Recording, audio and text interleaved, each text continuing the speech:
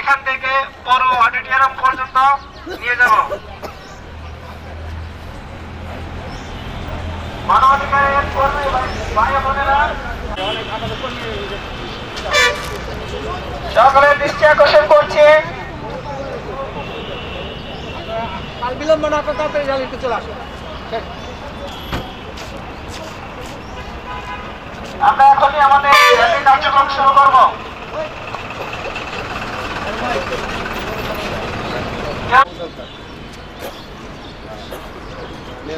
আমি বলবো লক্ষ্য,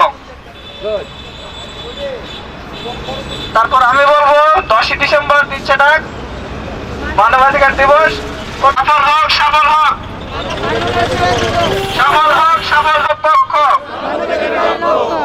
10ই ডিসেম্বর দিচ্ছে ডাক, মানবাধিকার দিবস সফল হোক, সফল হোক, সফল হোক, সফল হোক।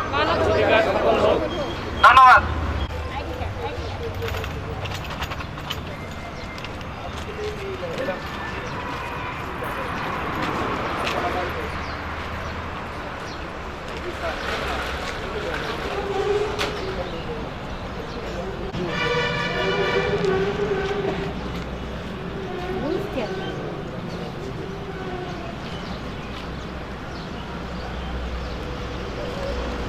না, এখনো শুরু করি না। আপনার অনুমতি না নিয়ে কীভাবে শুরু করি?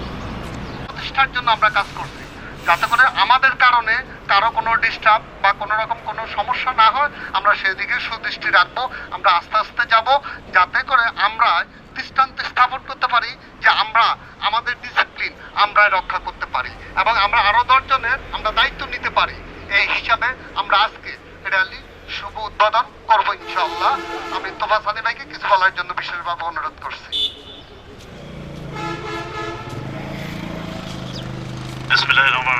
এই সময়ে এবং আপনারা যে একত্রিত হয়েছেন, আপনাদের এই যে মানবাধিকার কর্মী হিসেবে যে সাহস, যারা এখানে এসেছেন তাদের সাহসের আমি প্রশংসা করছি এবং আপনাদেরকে আবারও ধন্যবাদ জানাচ্ছি। মানবাধিকার তো বিভিন্নভাবে আমাদের লঙ্ঘিত হয়, তাই না?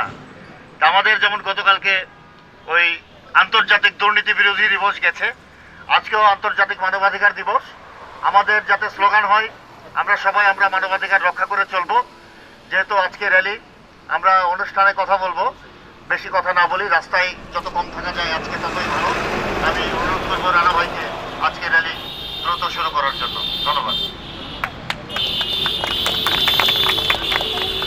ধন্যবাদ। সফল হোক, সফল হোক, সফল হোক, সফল হোক, সফল হোক, সফল হোক, মানবাধিকার সফল হোক, সফল হোক।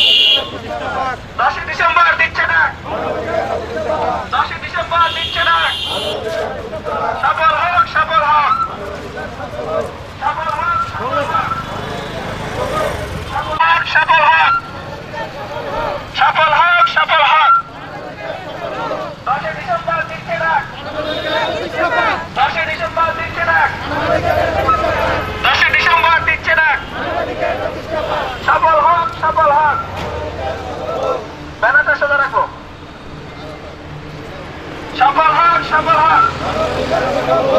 সফল হোক, সফল হোক। সবাই দুই লাইনে থাকো, দুই লাইনে। সফল হোক, সফল হোক। সফল হোক, সফল হোক। এই কোনো পক্ষ, এই কোনো পক্ষ। সফল হোক, সফল হোক। সফল হোক, সফল হোক। সফল হোক, সফল হোক। নেই কোনো পক্ষ, নেই কোনো পক্ষ। মানবাধিকারের লক্ষ্য, মানবাধিকারের লক্ষ্য। সফল হোক, সফল হোক। সফল হোক, সফল হোক। সফল হোক, সফল হোক। সফল হোক, সফল হোক। নেই কোনো পক্ষ, নেই কোনো পক্ষ, নেই কোনো পক্ষ। সফল হোক, সফল হোক। সফল হোক, সফল হোক। নেই কোনো পক্ষ, নেই কোনো পক্ষ। সফল হোক, সফল হোক, সফল হোক। ধরেন, ধরেন। সবাই লাইনের ব্যানারের মধ্যে থাকবো। সফল হোক, সফল হোক। সফল হোক, সফল হোক। সফল হোক, সফল হোক। মানবাধিকার সফল হোক। এই কোনো পক্ষ, মানবাধিকারের লক্ষ্য। মানবাধিকারের লক্ষ্য। এই কোনো পক্ষ, এই কোনো পক্ষ।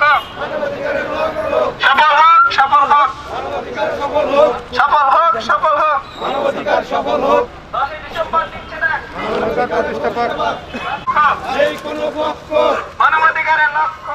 এই কোনো পক্ষ। সফল হোক, সফল হোক। মানবাধিকার সফল হোক। সফল হোক, সফল হোক। মানবাধিকার সফল হোক। সফল হোক, সফল হোক। মানবাধিকার মানবাধিকারের লক্ষ্য। সফল হোক, সফল হোক। মানবাধিকার সফল হোক। সফল হোক, সফল হোক। মানবাধিকার সফল হোক। সফল হোক, সফল হোক। মানবাধিকার সফল হোক। সফল হোক, সফল হোক। মানবাধিকার সফল হোক। এই কোনো সফল হোক, সফল হোক। সফল হোক, সফল হোক। নেই কোনো পক্ষ, নেই কোনো পক্ষ। মানবাধিকারের লক্ষ্য, মানবাধিকারের লক্ষ্য। 10 ডিসেম্বর দিচ্ছে ডাক। 10 ডিসেম্বর দিচ্ছে ডাক। 10 ডিসেম্বর দিচ্ছে ডাক। সফল হোক, সফল হোক। সফল হোক, সফল। বিশেষ করে আজকের দিনের জন্য কেউ ক্যাপ এবং টি শার্ট ছাড়া করবো না। আইডি কার্ড ঝুলাই নেন, আইডি কার্ড সবাই লাইনে থাকবো। মানবাধিকারের লক্ষ্য। সফল হোক, সফল হোক। সফল হোক, সফল হোক। সফল হোক, সফল হোক। সফল হোক, সফল হোক। মানবাধিকার সফল হোক। সফল হোক, সফল হোক। সফল হোক, সফল হোক, সফল হোক। সফল হোক, সফল হোক। সফল হোক, সফল হোক। সফল হোক, সফল হোক। নেই কোনো পক্ষ, নেই কোনো পক্ষ। নেই কোনো পক্ষ। সফল হোক, সফল হোক। সফল হোক, সফল হোক। সফল হোক, সফল হোক। সফল হোক, সফল হোক। মানবাধিকার সফল হোক। মানবাধিকারের লক্ষ্য। এই কোনো সফল হোক, সফল হোক। 10 ডিসেম্বর দিচ্ছে না। 10 ডিসেম্বর দিচ্ছে না। 10 ডিসেম্বর দিচ্ছে না। সফল হোক, সফল হোক। আমরা সবাই ব্যানারের মধ্যেই থাকবো, ব্যানারের বাইরে কেউ থাকবো না। সফল হোক, সফল হোক। মানবাধিকার সফল হোক। মানবাধিকার সফল হোক। মানবাধিকার সফল হোক।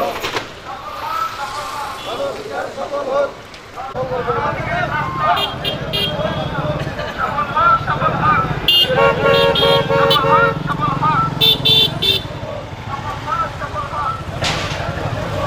সফল হোক, সফল হোক।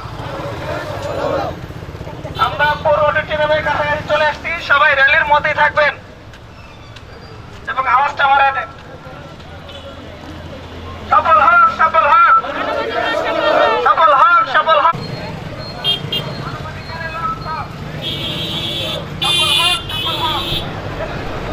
সফল হোক, সফল হোক। 10 ডিসেম্বর দিচ্ছে ডাক, 10 ডিসেম্বর দিচ্ছে ডাক। সফল হোক, সফল হোক, সফল হোক, সফল হোক, সফল হোক, সফল হোক, মানবাধিকার সফল হোক।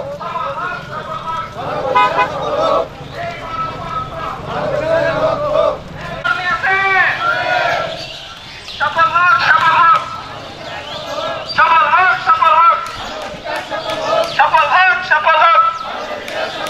10 ডিসেম্বর দিচ্ছে ডাক, 10 ডিসেম্বর দিচ্ছে ডাক। সফল হোক, সফল হোক, সফল হোক, সফল হোক। মানবাধিকার সফল হোক। নেই কোনো পক্ষ। সফল হোক, সফল হোক, সফল হোক, সফল হোক, সফল হোক, সফল হোক। নেই কোনো পক্ষ, নেই কোনো পক্ষ, নেই কোনো পক্ষ।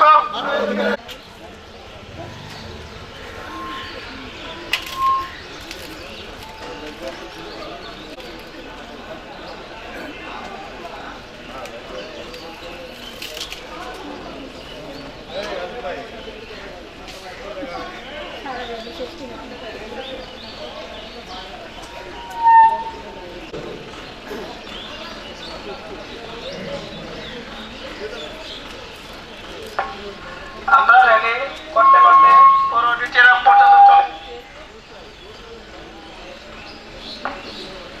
আমরা এখানে কেউ বিশৃঙ্খল করবো না এবং ভ্যানেরা বাইরে কেউ যাবো না, সবাই একসাথে। সফল হোক, সফল হোক, সফল হোক, সফল হোক, সফল হোক, সফল হোক, একসাথে। সফল হোক, সফল হোক, সফল হোক, সফল হোক। 10 ডিসেম্বর দিচ্ছে ডাক, 10 ডিসেম্বর দিচ্ছে ডাক। মানবাধিকার প্রতিষ্ঠা পাক, মানবাধিকার প্রতিষ্ঠা পাক। নেই কোনো পক্ষ, নেই কোনো পক্ষ, মানবাধিকারের লক্ষ্য। সফল হোক, সফল হোক, সফল হোক, সফল হোক। 10 ডিসেম্বর দিচ্ছে ডাক, 10 ডিসেম্বর দিচ্ছে ডাক। সফল হোক, সফল হোক, সফল হোক, সফল হোক, সফল হোক, সফল হোক। নেই কোনো পক্ষ, নেই কোনো পক্ষ।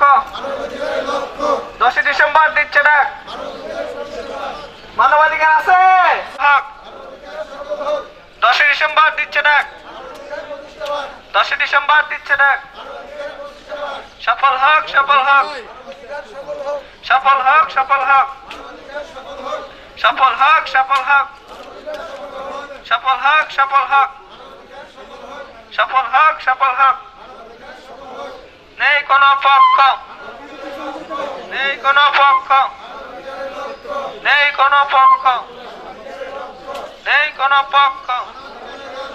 সফল হোক, সফল হোক, সফল হোক, সফল হোক, সফল হোক, সফল হোক। 10 ডিসেম্বর দিচ্ছে ডাক, 10 ডিসেম্বর দিচ্ছে ডাক। সফল হোক, সফল হোক, সফল হোক, সফল হোক, সফল হোক, সফল হোক, সফল হোক, সফল হোক। লোকের হবে, লোকের থাকবো না। নুর ভাই সফল হোক, সফল হোক, সফল হোক, সফল হোক, সফল হোক, সফল হোক। 10 ডিসেম্বর দিচ্ছে ডাক, মানবাধিকার প্রতিষ্ঠা পাক। 10 ডিসেম্বর দিচ্ছে ডাক, মানবাধিকার প্রতিষ্ঠা পাক। 10 ডিসেম্বর দিচ্ছে ডাক। সফল হোক, সফল হোক, সফল হোক, সফল হোক।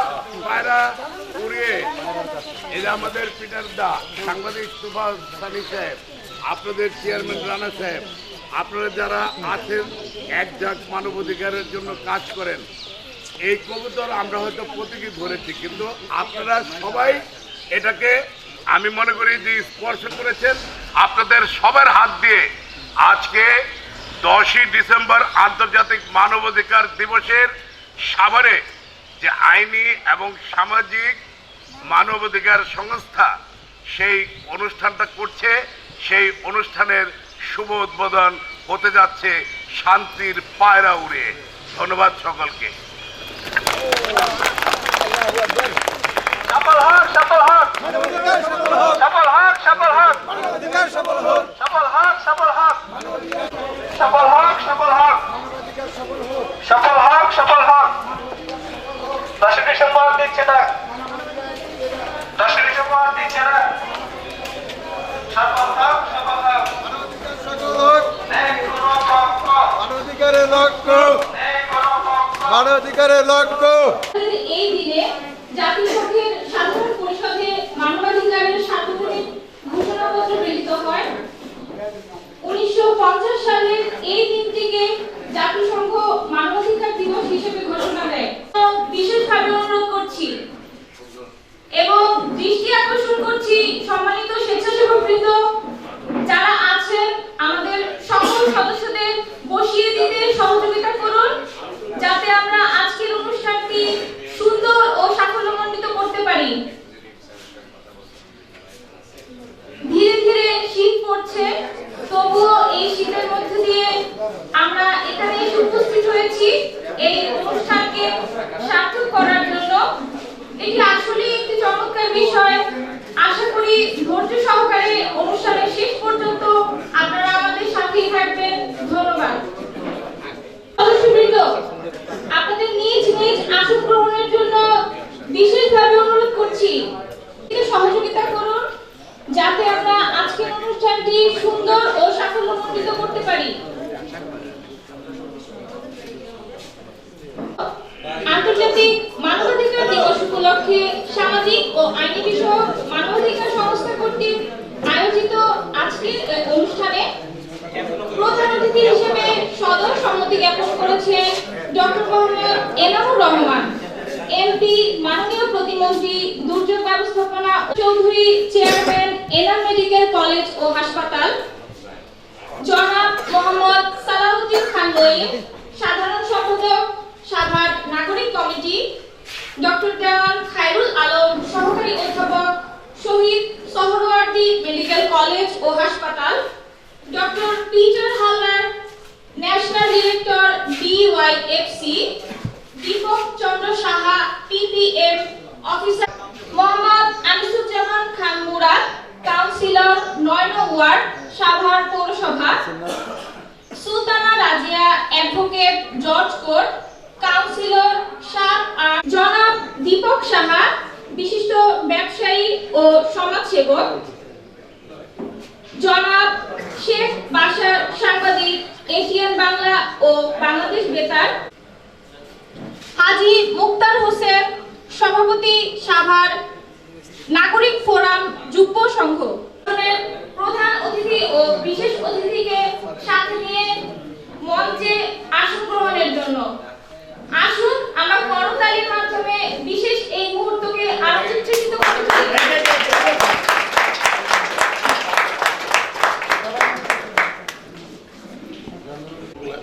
এগুলো এখন আর দরকার নেই, এগুলো আমাদের কাউকে দেওয়ার দরকার নেই, এগুলো সরাই রাখেন, ওনাদের বাসায় পৌঁছে দেন। আইনি বিষয়ক মানবাধিকার সংস্থার সম্মানিত সদস্য হাফেজ মাওলানা ওসমান গনি। الله وبركاته.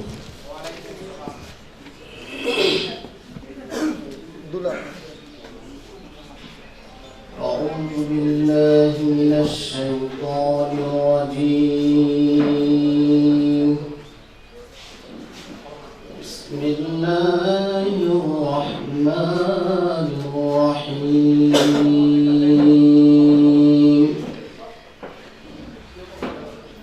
الرحمن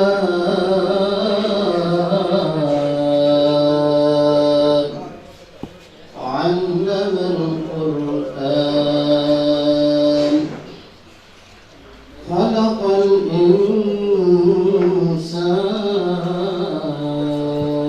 الإنسان علمه البيان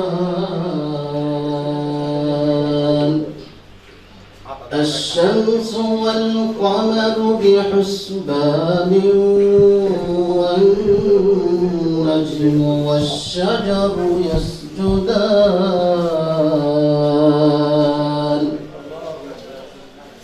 والسماء رفعها ووضع الميزان ألا تطغوا في الميزان وأقيموا الوزن بالقسط ولا تخسروا الميزان والأرض وضعها للأنام فيها فاكهة والنخل ذات الأكمام والحب ذو العصف والريحان فبأي آلاء ربكما تكذبان خلق الإنسان من صلصال كالفخار وخلق الجان من مارج من نار فبأي آلاء ربكما تكذبان صدق الله العظيم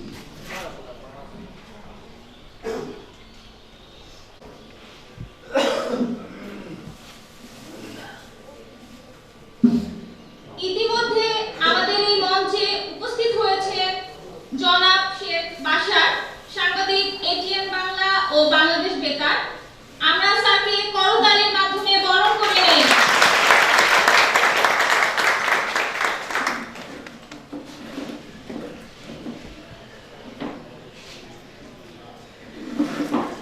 আমাদের সকল পর্যায়ের সদস্যদের বটবৃক্ষের মতো একই বন্ধনে আবদ্ধ করে রেখেছেন।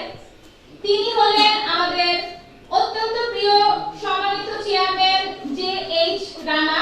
অধিকারী দিবস অনুষ্ঠানে উপস্থিত আছেন সম্মানিত আজকে অনুষ্ঠানের সভাপতি সালাউদ্দিন খান নঈম ভাই, বিশেষ অতিথি হিসাবে আছেন আমাদের ডক্টর পিটার হালদার, আছেন তোফায়েল হোসেন তোফাসানি, সাংবাদিক শেখ বাশার এবং হাজী মোক্তার হোসেন, এবং আমার সামনে উপস্থিত আছেন গুণীজন সাংবাদিক এবং দূর দূরান্ত থেকে আগত ব্যক্তিবর্গ এবং আমার সহকর্মী বিন্দু, প্রত্যেকের প্রতি রইল আমার আন্তরিক অভিনন্দন ও বিজয়ের মাসে বিজয় লাল গোলাপের শুভেচ্ছা।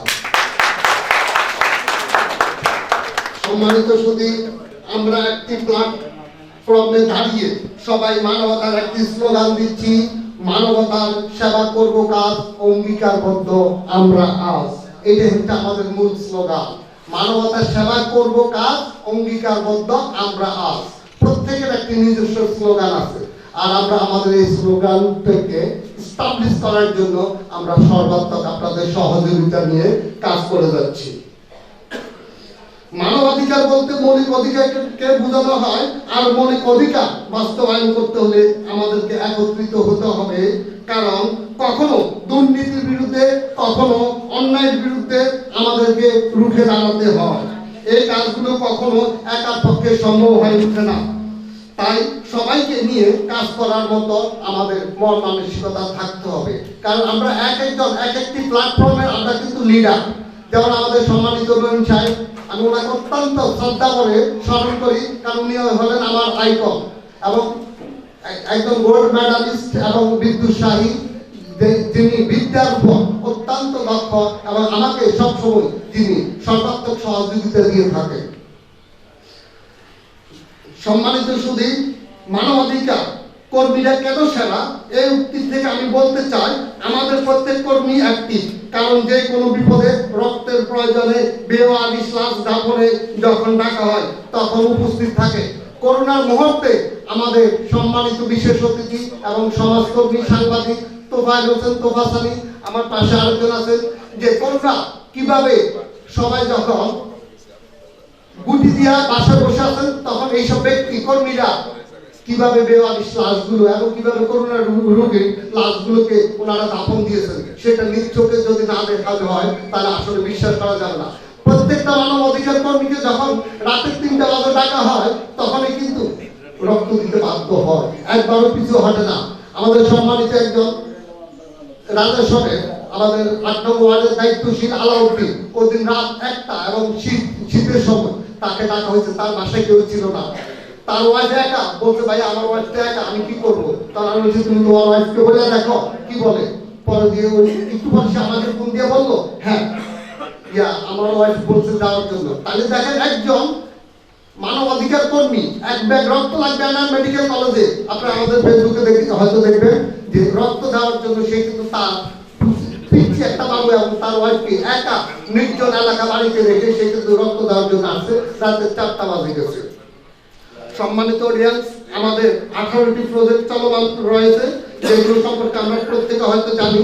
তারপর আমি আবার ঘোষণা করছি রক্তদান কর্মসূচি আমরা সবার আগে দিয়েছি, কারণ এখনো পর্যন্ত সাভারে যত ব্যক্তি আমাদের কাছে রক্ত চেয়েছে খালি হাতে ফিরে যান নাই। আমরা চেষ্টা করেছি আমাদের সর্বাত্মক চেষ্টা করার জন্য, কারণ আমার সামনে আছেন এটিএম বাংলার সাংবাদিক জাহিদিয়া বাসা ভাই প্রায়জনকে আমার নাম্বার দিয়েছেন এবং ওনাদের থেকে ফিডব্যাক নিয়েছেন। আমাদের তোফাস আলী ভাই আছেন এবং আমাদের সম্মানিত অনেক ব্যক্তিবর্গ আছেন, সাংবাদিক বিন্দু আছেন, এবং ওই দিন জিটিভি সাংবাদিক শরীফ ভাই ফোন দিয়েছেন ওনার ওয়াইফের রক্ত লাগবে। আমরা চেষ্টা করছি মিডিয়া ব্যক্তিত্ব থেকে সব ব্যক্তিকে আমরা এই সহযোগিতা দেওয়ার জন্য।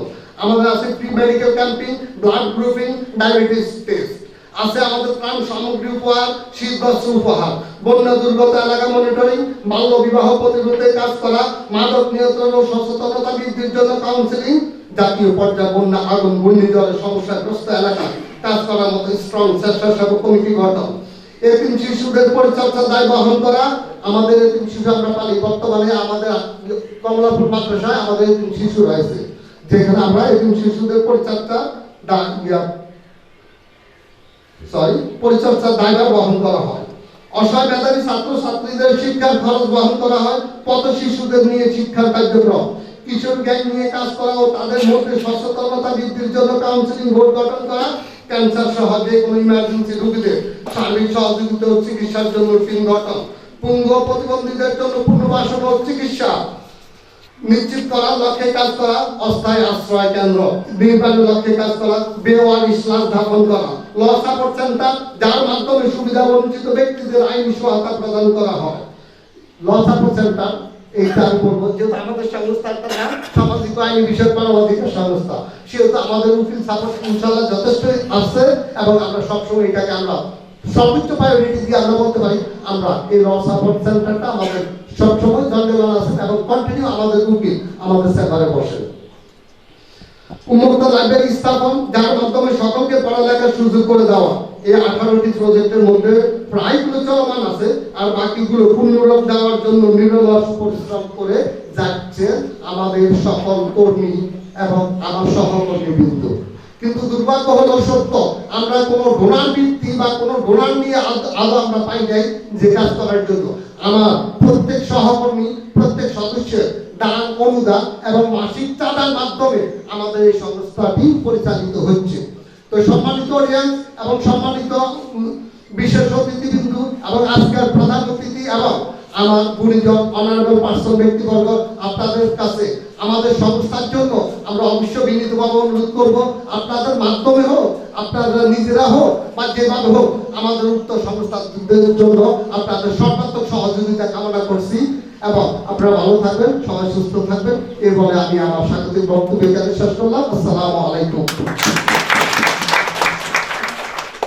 রাস্তাঘাট, সেতু, আকাশছোঁয়া ইমারত, ঝলমলে দোকানপাট, অত্যন্ত উচ্চ মূল্যের ব্যক্তি মালিকানাধীন বাহন অথবা আর্থসামাজিক সূচকে উন্নয়নের মাপকাঠিতে বেশ উপরের দিকে স্থান পাওয়া যায়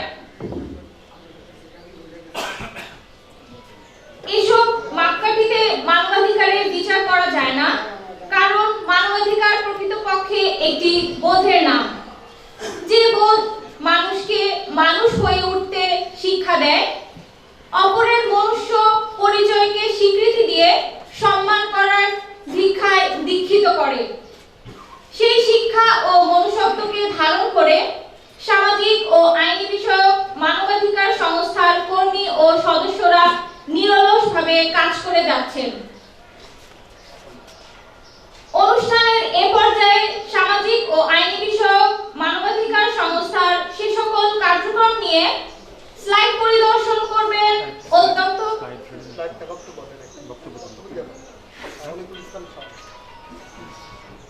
সে সকল কার্যক্রম নিয়ে এবারে বক্তব্য দেবেন অত্যন্ত বিশ্বস্ত, আন্তরিক, বুদ্ধিদীপ্ত, আমাদের সকলের পরিচিত প্রিয় মুখ, আমাদের সংস্থার সেক্রেটারি জেনারেল ইঞ্জিনিয়ার অনিকুল ইসলাম শাওন। স্যার, আপনাকে বক্তব্য প্রদানের জন্য বিশেষভাবে অনুরোধ করছি।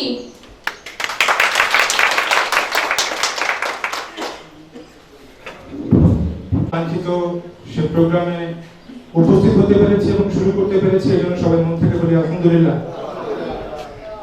সামাজিক ও আইনি বিষয়ক মানবাধিকার সংস্থা কর্তৃক আয়োজিত আজকের এই মানবাধিকার শীর্ষক আলোচনা অনুষ্ঠানে উপস্থিত আছেন সম্মানিত অতিথি সালাউদ্দিন খান নঈম, সাংবাদিক তোফাল হোসেন তোফাসানি, শেখ বাসার এবং সংস্থার চেয়ারম্যান জে.এইচ রানা সাহেব সহ উপস্থিত সকল শ্রেণীর নেতা কর্মীবৃন্দ, সকলকে জানাচ্ছি আন্তরিক অভিনন্দন এবং শুভেচ্ছা। আমি ইঞ্জিনিয়ার অনিকুল ইসলাম শাওন, সাধারণ সম্পাদক সামাজিক ও আইনি বিষয়ক মানবাধিকার সংস্থা। আপনাদের সামনে আমাদের কার্যক্রম নিয়ে কিছু বক্তব্য উপস্থাপন করতে চাই, যদি আপনারা অনুমতি দেন। আজকে আন্তর্জাতিক মানবাধিকার দিবস, সেটা আমরা সবাই জানি, তাই না? প্রতি বছরই কিন্তু আমরা এই দিনে এই দিবসটা উদযাপন করে থাকি। বরাবরের মতো সাভারে আমরা আজকেও সেই দিবসটি উদযাপন করার লক্ষ্যে কিন্তু আজকে এখানে একত্রিত হয়েছি। মানবাধিকার নিয়ে আলোচনা করতে গেলে আমরা প্রথমে যে বিষয়টি আলোচনা করব সেটি হলো আমরা মানুষ সামাজিক জীব, তাই তো? একটু রেসপন্স করতে হবে। আমরা সামাজিক জীব, সমাজবদ্ধ হয়ে বসবাস করতে হলে আমরা একে অপরের সহযোগিতা ছাড়া কি বাঁচতে পারি? পারি না। এখন এই সহযোগিতার হাত বাড়ানোর জন্য একটা চমৎকার প্ল্যাটফর্ম দরকার, যে প্ল্যাটফর্মে এসে আমরা আমাদের দুঃখ সুখের কথা বলতে পারবো, আমাদের চাওয়া, আমাদের অভিব্যক্তি প্রকাশ করতে পারবো। তো সেরকম একটি প্রতিষ্ঠান কিন্তু আমরা অলরেডি পেয়ে গেছি। এই প্রতিষ্ঠানের হাত ধরে ইনশাআল্লাহ আগামী বাংলাদেশে আলোড়ন সৃষ্টি হবে, এটা আমার দৃঢ় বিশ্বাস। আপনারা কি বিশ্বাস করেন সবাই? তো আমরা মানবাধিকার বলতে আসলে যে জিনিসটা বুঝি, একটা মানুষ সুস্থভাবে বেঁচে থাকার জন্য যে সকল অধিকারগুলো একটা মানুষের প্রয়োজন, বা যে সকল চাওয়াগুলো একটা যে কোনো যে বিষয়গুলো প্রয়োজন, সেই বিষয়গুলোর বাস্তবায়ন হচ্ছে মানবাধিকার। আমরা একটু আগে বক্তব্য শুনেছি আমাদের চেয়ারম্যান মহোদয়ের কাছে, সেটা হলো মৌলিক অধিকারগুলোর বাস্তবায়ন আসলে মানবাধিকার। মৌলিক অধিকারগুলো আসলে কি? আমরা তো জানি খাদ্য, বস্ত্র, বাসস্থান, শিক্ষা, চিকিৎসা, বিনোদন, তথ্য, নিরাপত্তা সহ আরো অনেক সব অধিকার আমাদের আছে। এই সকল অধিকারগুলোর বাস্তবায়নের জন্য আমাদের প্রথম যে বিষয়টি খুব গুরুত্বপূর্ণ সেটি হলো ঐক্যবদ্ধ হওয়া, যেটা আমরা হচ্ছি তো ইনশাআল্লাহ। আগামী দিনে আমরা নেতাকর্মী গড়ে তুলবো। নেতাকর্মী গড়ে তোলার যে প্রক্রিয়া, আমাদের এই প্রক্রিয়াতে প্রথমত যেটা করতে হয় সেটা হচ্ছে কর্মী হিসেবে আত্মপ্রকাশ করতে হয়। আমরা কর্মী হিসেবে আত্মপ্রকাশ করতে রাজি আছি কিনা? সবাই রাজি আছি? কর্মী হিসেবে কাজ করতে পারলে একটা সময় গিয়ে আপনার ভিতরে নেতৃত্বের প্রতিভা থাকলে সেটা বিকশিত হবে, আজ হোক কিংবা কাল হোক। আজকে আমরা একত্রিত হয়েছি, আগামীতে ইনশাআল্লাহ আমরা সারা বাংলাদেশের নেতা কর্মীদেরকে নিয়ে একত্রিত হব। রাজি আছি সবাই? এই হলরুম থেকে আমরা কি করি? প্রতিজ্ঞা করি আমরা যার যার অবস্থান থেকে একজন কর্মী হিসেবে নিজেকে প্রতিষ্ঠিত করবো। পারবো সবাই? তো আমি আর বক্তব্য বাড়াবো না, যেহেতু আমাদের মাঝে অতিথিবৃন্দ আছেন, তারা মূল্যবান বক্তব্য রাখবেন। আজকের মতো আমি আমার বক্তব্য এখানে শেষ করছি। সবাই ভালো থাকবেন, দেখা হবে ইনশাআল্লাহ। আসসালামু আলাইকুম। আপনার সুন্দর বক্তব্য প্রদানের জন্য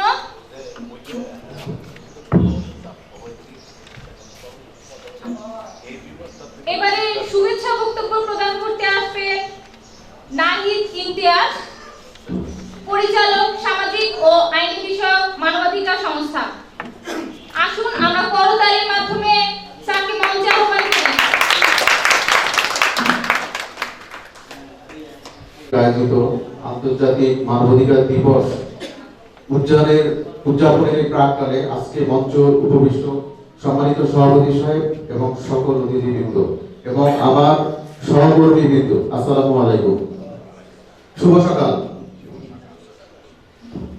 আমাদের বাংলাদেশের প্রতিটা মাটি যে মাসটা আসলে স্মরণ করিয়ে দেয় যে আমরা বীরের জাতি, সেটা হচ্ছে ডিসেম্বর মাস। এই ডিসেম্বর মাস বিজয়ের মাস। শ্রদ্ধা ভরে স্মরণ করছি সকল শহীদদের, যাদের রক্তের বিনিময়ে আজকে আমরা স্বাধীনতা অর্জন করেছি। আজকে আন্তর্জাতিক মানবাধিকার দিবস প্রতি বছরের ন্যায় এবারও আমরা উদযাপন করছি। বাট দিবসটা শুধু উদযাপনের মধ্যে আমরা না রাখি। কথা হচ্ছে মানবাধিকার, পূর্বে বক্তারা বলে গেছেন মানবাধিকার কি জিনিস। কথা হচ্ছে মানবাধিকার আপনার পাশে, আপনার পরিবারে, আপনার প্রতিবেশী বা আপনার পাড়া মহল্লায় মানবাধিকার খর্ব হচ্ছে, বাট আপনি এর কোনো প্রতিবাদ করছেন না, প্রোটেস্ট করছেন না, তার মানে কি আপনি দুর্বল? আপনি কি দুর্বল? অবশ্যই না। তাহলে আমাদের যাতে দুর্বলতা কাজ না করে এই জন্য কি সৃষ্টি হয়েছে?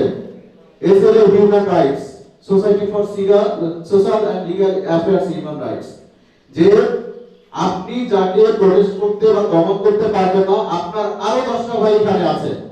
আপনি আমাদেরকে জানান যে সামাজিক কোনো অবক্ষয় বা অসঙ্গতি যদি আপনার চোখে পড়ে আমাদেরকে খবর দেন, আমরা 10 জনে মিলে আপনার পাশে দাঁড়াবো।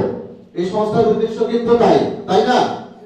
এবং সাভারের নটানি সাভার, সারা বাংলাদেশে যে কোনো সমস্যা যদি আমাদেরকে কখনো জানানো হয়েছে আমরা যাই নাই, এ ধরনের রিপোর্ট না কোথাও নাই। আমাদের চেয়ারম্যান সাহেব বলেছেন রক্তদান থেকে শুরু করে ইভেন আমরা আমাদের সমাজের যে সব থেকে সামাজিক অবক্ষয়গুলো এর বিরুদ্ধে কিন্তু দাঁড়িয়েছি। যাই হোক, আজকে অনেক অতিথি আসছেন, বক্তব্য প্রলম্বিত করব না। আমার অনেক সহকর্মী কিন্তু ঢাকা এবং ঢাকার বাইরে থেকে আসছেন। সবাইকে আন্তরিক মোবারকবাদ, শারীরিকভাবে সুস্থ থাকবেন এবং মানবতার জয় হোক। ধন্যবাদ। আসসালামু আলাইকুম।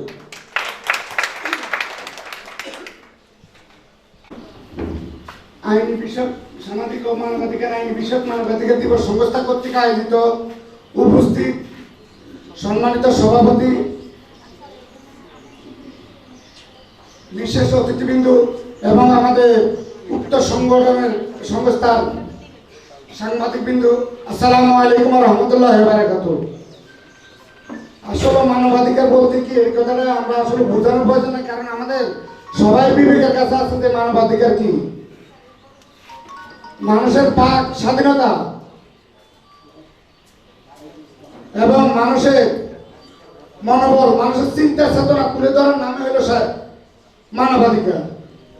মানবাধিকার বলতে আরেকটা জিনিস বোঝায় যে মানুষের যে মৌলিক অধিকারগুলো আদায় করে দেওয়ার নামে হলো মানবাধিকার। সবাই যাতে মৌলিক অধিকার থেকে বঞ্চিত না হয়ে আমরা এইদিকে খেয়াল রাখার নাম হইলো আমাদের মানবাধিকার। আর আমাদের দৃষ্টিতে বা মানবাধিকার দৃষ্টিতে এটাই বোঝায় কেউ খাবে না, মানবাধিকারের দৃষ্টিতে তা হবে না। আমরা চেষ্টা করবো আমরা যার মৌলিক অধিকারগুলো আদায় করে দেওয়ার এবং আমরা একে অপরের সাথে সংঘবদ্ধ হয়ে সামনে এগিয়ে যাতে কাজ করতে পারি, মানুষের পাশে যাতে দাঁড়াইতে পারি। এই কথা বলে আমি এখানে আমার সংক্ষিপ্ত বক্তব্য শেষ করছি। আসসালামু আলাইকুম ওয়া রাহমাতুল্লাহি ওয়া বারাকাতুহু। করতালির মাধ্যমে স্যারকে মঞ্চে আহ্বান করি।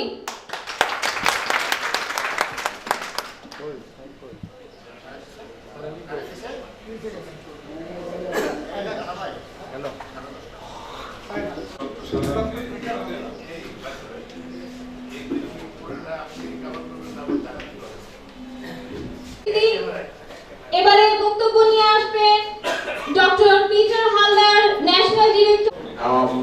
সভাপতি এবং সেই সঙ্গে সঙ্গে বিশেষ অতিথিবৃন্দ, আমরা দুঃখিত যে আজকে আমাদের মধ্যে আমাদের মাননীয় প্রতিমন্ত্রী আসতে পারেননি। আপনারা সবাই বুঝতে পারছেন মাননীয় মেয়র সাহেব তাদের ব্যস্ততার জন্য, কিন্তু আমাদের স্মরণ করি। আমি ধন্যবাদ দিই মাননীয় চেয়ারম্যান রানা সাহেবকে যে নিমন্ত্রণ করার জন্য। আমি শুধু চুম্বক একটা কথা বলি, সমাজ এবং আইন, তারপরে যে শব্দটা দিয়েছেন মানব অধিকার, মানব অধিকার যদি বুঝতে হয় তাহলে যেটা দরকার সেটা হচ্ছে আল্লাহ তাআলা স্রষ্টাকে বোঝা দরকার। কারণ উনি সবচেয়ে উত্তম সৃষ্টি করেছেন আশরাফুল মাখলুকাত। আপনি কার জন্য অধিকার করবেন যদি আপনি স্রষ্টাকে না জানেন, আল্লাহ তাআলাকে না জানেন? আমি আজকে অনুরোধ করবো যে না, তার অধিকার দেওয়া যে মানুষের প্রতি মানুষের যে কর্তব্য সেটা যেন আমরা পালন করি, সেটাই হচ্ছে মানবাধিকার। আমি ছোট্ট গল্প করে ঘটনা, আজকে সকালে ঘটনা, যখন আমি সকালে ঘর থেকে বেরোচ্ছিলাম, রানা সাহেব বলেছেন রানা সাহেব আপনার রানা প্লাজার সামনে আমি 8টার সময় থাকবো। ও সোনার রানা প্লাজা না, যদিও আমি জানি। আমি যাওয়ার সময় সকাল 7টায় বেরোয়েছি, 8:30 বেরোয়েছি ঘরের থেকে। আমি দেখি একটা ট্রাক আসছে আমার সামনে থেকে। নঈম সাহেব দেখেছেন বলে আমাদের রাস্তায় আজকে ট্রাক বালুর রাস্তা ব্লক করা আছে, একটা ট্রাক আসছে আমার সামনে দিয়ে, এবং ট্রাকটা বালুর উপর দিয়ে পারলে আমাদের দোকানপাটের মধ্যে ঢুকে যাচ্ছে। আমার সঙ্গে আমার পাশে একজন বয়স্ক ভদ্রলোক আছে, আমি নাম বলবো না কারণ নঈম সাহেব তাকে চিনেন, ওই ভদ্রলোককে ছোট করতে চাই না। উনি ট্রাকের সামনে হেঁটে যাচ্ছেন, আমি বলছি দাঁড়ান, আমি টান দিয়ে সরিয়ে দিয়েছি, ধরে আমি ট্রাকে বলছি থামেন, আপনি আস্তে আসেন। এটাই ছিল আমার মানব অধিকার। এই কাজটা আমরা প্রত্যেকে করি। আজকে শিশুরা রাস্তায় হাঁটছে, আজকে যেটা ফুটপাত সেটা দখল করে দোকান বসছে। আমার অধিকার কোথায়? আমার শিশুর অধিকার কোথায়? যাকে আল্লাহ তাআলা স্রষ্টা বলেছেন আশরাফুল মাখলুকাত, তাকে আমি নিরাপত্তা দিচ্ছি কিনা, সেটাই আমাদের মানব অধিকার। আসুন সেই জায়গায় আমরা আসি, সবাই মিলে এক কাজ করি, আমাদের শিশুদের নিরাপত্তার জন্য এই অধিকার যা স্রষ্টা আমাদের দিয়েছে সেটা রক্ষা করি। দেখবেন বলে আমরা সুন্দর সমাজ গঠন করতে পারবো, সুন্দর আইন প্রণয়ন করতে পারবো, এবং আমরা স্রষ্টার সেই জ্ঞান নিয়ে এই আইনগুলি পালন করবো। আমি পালন করবো, আপনি পালন করবো, আমরা সবাই মিলে পালন করবো, যেন আমাদের একটা সুন্দর সমাজ হয়, আমাদের দেশে একটা সুন্দর আইন হয়। আপনাদের প্রচেষ্টা অগ্রসর হোক, আরো দিনে দিনে বৃদ্ধি পাক। আমরা সবাই মিলে দেখি আমাদের এই সাভার অঞ্চল যেন একটা সুন্দর আইনের জায়গা হয়েছে, মানবাধিকার পালন করার জায়গা হয়েছে, এবং তার প্রতি ফল একটা সুন্দর সমাজ পাচ্ছি। শুভ হোক আপনাদের যাত্রা, মঙ্গল কামনা করে আমি আমার বক্তব্য শেষ করছি। অসংখ্য ধন্যবাদ। প্রদানের জন্য এখন আমাদের সামনে বক্তব্য নিয়ে আসবেন উদীয়মান সমাজসেবক ও মানবাধিকারের একনিষ্ঠ কর্মী Rabiul Alam, founder chairman everlasting human rights. প্রিয় সুধী, আসুন করতালির মাধ্যমে স্যারকে আমরা বরণ করে নেই।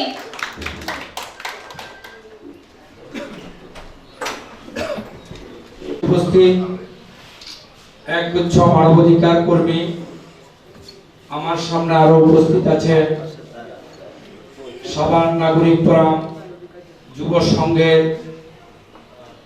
কর্মীবৃন্দ, যারা মানবাধিকার দিবসে আজকে এখানে উপস্থিত হয়েছেন, সবাইকে আমার হৃদয়ের অন্তরস্থল থেকে ভালোবাসা এবং শুভেচ্ছা।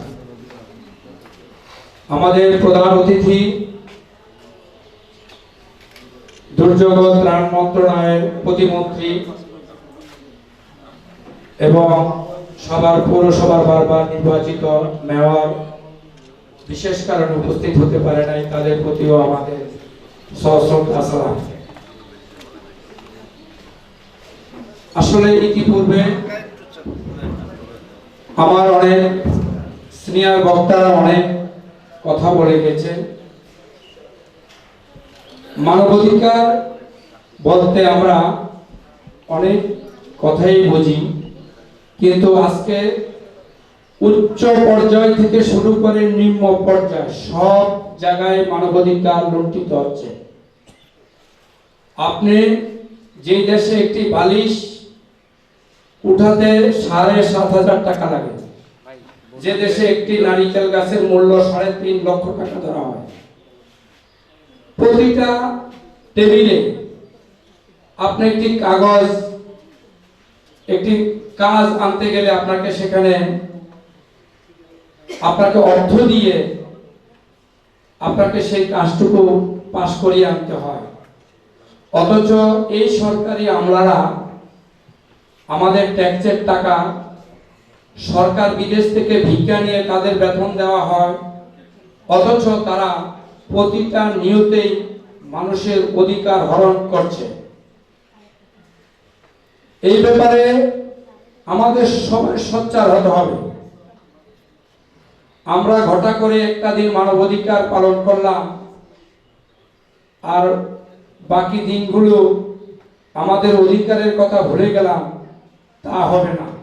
ইতিপূর্বে আমার এক ভাই বলে গেছেন, এই সমাজে কেউ খাবে কেউ খাবে না, এ হবে না এ হবে না। আসলে মানবাধিকারের মূল স্লোগান হচ্ছে মানুষের সবাই অধিকার সমান্তরাল করতে হবে। আমাদেরকে আল্লাহ তাআলা তৈরি করেছেন অ্যাডভান্সমেন্ট করে, পৃথিবী সমান্তরাল করে। আমাদের কেউ অধিকার কেউ কেড়ে নিবে, এটা হতে পারে না। আমরা সবাই আমাদের এই অধিকারটুকু সবার মাঝে ছড়িয়ে দিব। আপনি একজন প্রেসিডেন্ট, আপনি আপনার জায়গা থেকে আপনার অধিকার আদায় করে নেবেন এবং আরেক ভাইকে বুঝাবেন, এটাই হচ্ছে মানবাধিকার। আমাদের প্রতিনিয়তই এই যে আমার আরেক ভাই বলে গেলেন যে একটা ট্রাক আসতেছে, আমি তাকে থামিয়ে দিলাম, এটাও কিন্তু একটা মানবতার কাজ। করোনার মধ্যে সাভারের যে মানবাধিকার আমাদের অনেক সচেতন করেছেন এবং তারা ত্রাণ দিয়েছেন, মানুষকে মাস্ক পরা শিখিয়েছেন, সচেতনতা কাজ শিখিয়েছেন। প্রতি বছরই তিনি তাদের নিজেদের পকেট থেকে টাকা দিয়ে মানুষকে সচেতন করছেন। বিশেষ করে আজকে যারা এখানে অতিথিবৃন্দু, সদস্যবৃন্দু এবং যার অত্যন্ত নিরলস প্রচেষ্টা আজকের এই অনুষ্ঠানটা এত সুন্দরভাবে সাফল্য হয়েছে, আমার এই সহযোদ্ধা আমার ভাই জিএম রানা ভাইকে অসংখ্য ধন্যবাদ। আমি সবাইকে ধন্যবাদ জানাচ্ছি। আজকে এমনি একটা দেশের পরিস্থিতি ভালো না, আপনারা জানেন একটা ভীতিকর পরিস্থিতি, তার মধ্যে মানব অধিকার সংগঠনের লোকেরা বসে থাকেন। এই সকল বিপদ উপেক্ষা করে আজকে এখানে এসেছে। সবাইকে আমি আবারও আমার হৃদয়ের অন্তঃস্থল থেকে শুভেচ্ছা এবং ভালোবাসা দিয়ে আজকের মতো এখানে শেষ করছি। আসসালামু আলাইকুম। এবারে বক্তব্য প্রদান করতে আসবে সাংবাদিক শেখ বাশার, এটিএন বাংলা ও বাংলাদেশ বেতার। স্যারকে করতালির মাধ্যমে আমরা বরণ করে নেই।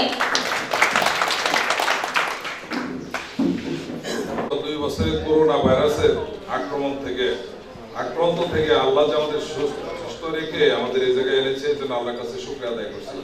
ঠিক না? আমাদের মাঝ থেকে আমাদের অনেক ভাই বোন আত্মীয় স্বজন চলে গেছে, জানাই চলে গেছে।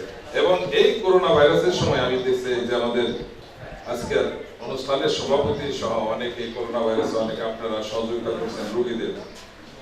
আমি আজ আল্লাহর কাছে শুকরিয়া আদায় করছি, আমাকে আপনাদের এই স্টেজে আল্লাহ নিয়ে আসছে।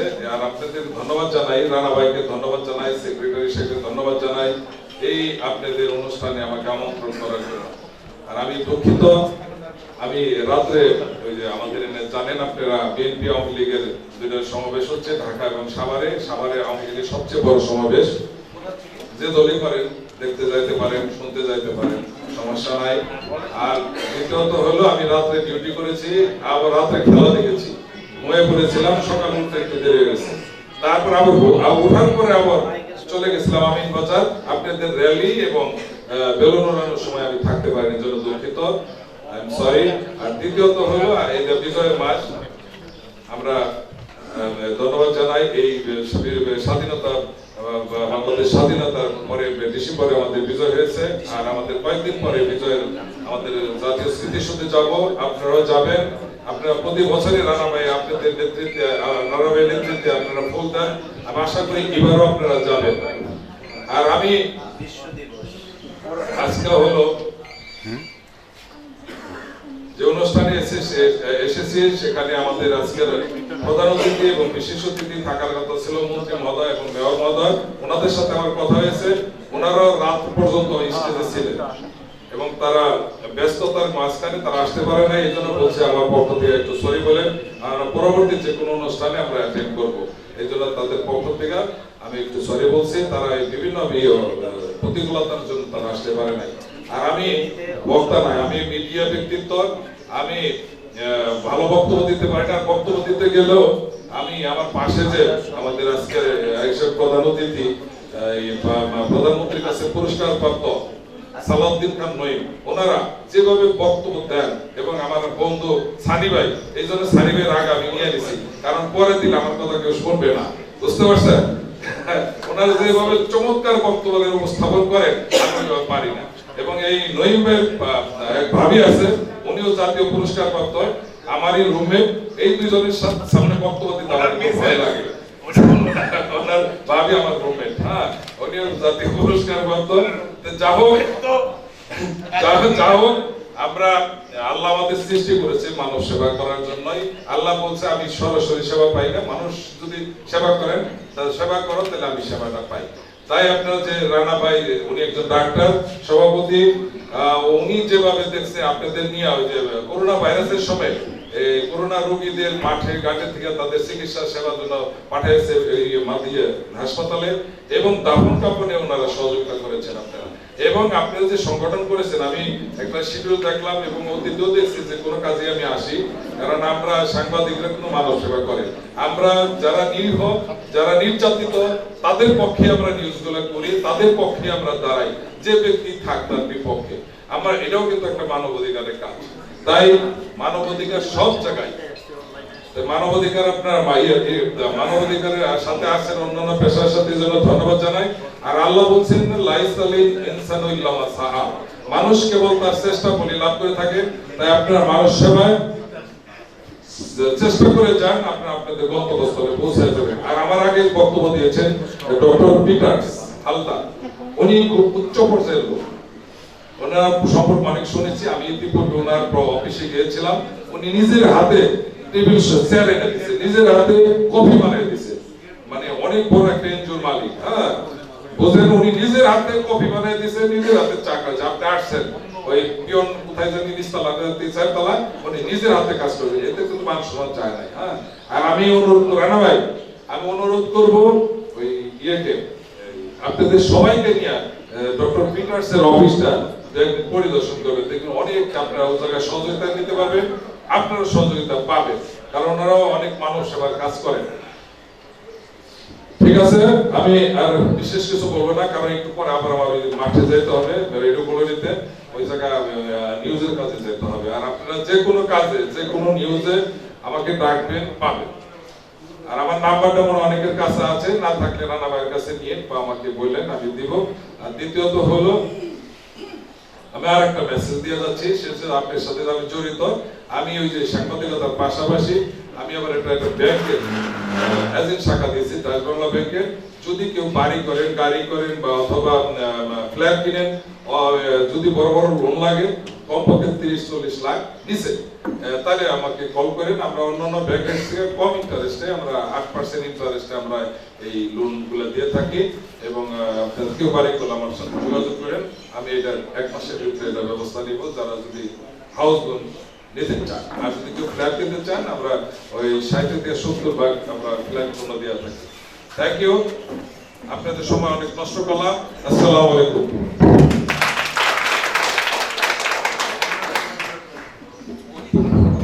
শুরু করছি। এই পৃথিবীতে যা কিছু চিরকল্যাণকর, অর্ধেক তার করিয়াছে নারী, অর্ধেক তার নয়। আজকে নারী পুরুষের যে সম্মেলন, আপনারা যে মানবাধিকার কর্মীরা এখানে উপস্থিত হয়েছেন, সবাইকে শুভেচ্ছা জানাচ্ছি। উপস্থিত আজকের সভার সম্মানিত সভাপতি, উপস্থিত আজকের সভার প্রধান অতিথি, মাননীয় প্রধানমন্ত্রীর কাছে যিনি স্বর্ণপদক পেয়েছেন, সমাজ সেবায়, দুর্নীতি প্রতিরোধে এবং নাগরিক সমাজ নিয়ে যিনি কাজ করেন, যিনি সমাজ সেবার দৃষ্টান্ত, মানবাধিকার কর্মীদের কাছে যিনি দৃষ্টান্ত, সালাউদ্দিন খান নঈম এখানে উপস্থিত আছেন। উপস্থিত আছেন আজকের সভার সভাপতি, যার কথা বলেছি, যে রানা ভাই।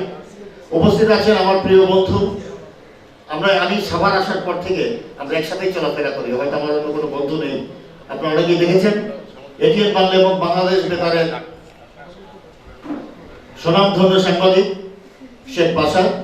উপস্থিত আছেন আর অন্যান্য অতিথিবৃন্দ, নজরুল সাহেব থেকে মুক্তার ভাই থেকে শুরু করে যারা আছেন, সবাইকে শুভেচ্ছা জানাচ্ছি। মানবাধিকার কর্মীরা পৃথিবীতে সবচেয়ে বেশি ঝুঁকিতে থাকে। আমি অ্যামনেস্টি ইন্টারন্যাশনালের একটি স্টাডি যখন আমি করি, আমি সেখানে যখন একটি অনলাইন আমি কোর্স করেছি, অ্যামনেস্টি ইন্টারন্যাশনালের কথা আপনারা সবাই জানেন।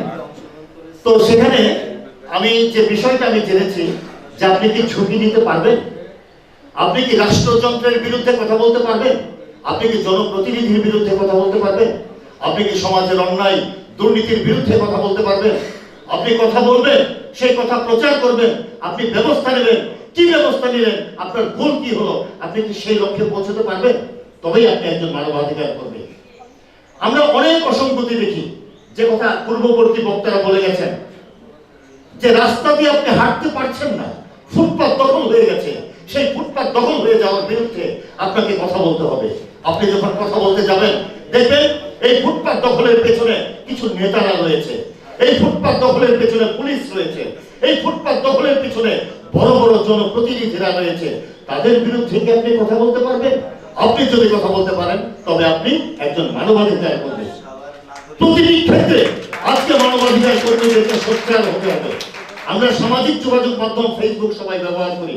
আপনারা দেখবেন বাংলাদেশের এবং পৃথিবীর যত মানবাধিকার সংস্থা আছে, সবাই কিন্তু এই সামাজিক যোগাযোগ মাধ্যমকে প্ল্যাটফর্ম করে তারা কিন্তু এই সমস্ত সমাজের অসঙ্গতিকে তারা তুলে ধরেছে। সম্প্রতি একটি ঘটনার কথা বলি, পল্টনে যে ঘটনা ঘটেছে, এই ঘটনা নিয়ে কি হয়েছে? অ্যামনেস্টি ইন্টারন্যাশনাল ইউটিউব এবং ফেসবুকে তারা প্রচার করছে যে বাংলাদেশে রাজনৈতিক ক্ষেত্রে মানবাধিকার লঙ্ঘিত হচ্ছে। তারা কিন্তু সাহস দেখিয়েছে, আমরা সাহস দেখাতে পারি না, এই কারণেই কিন্তু আমরা অ্যাডভান্স হতে পারি না। আমি এখানে অজপাড়ায় একটি মফস্বলের একজন ছেলে, আমার নাম তোফা সানি। আমার জন্ম হয়েছে মানিকগঞ্জের সাটুরিয়া উপজেলা সদরে। সেখানে আমি সাপ্তাহিক একটি পত্রিকাতে কাজ করতাম। আজকে ঢাকাতে অনেক বড় বড় টেলিভিশনের পত্রিকায় চাকরি করে, বড় বড় পদে চাকরি করে আজকে সবার এসে আপনাদের সাথে চলাফেরা করছি। এটার কারণ কি? এটার কারণ হচ্ছে কর্ম। কর্মই কিন্তু ধর্ম।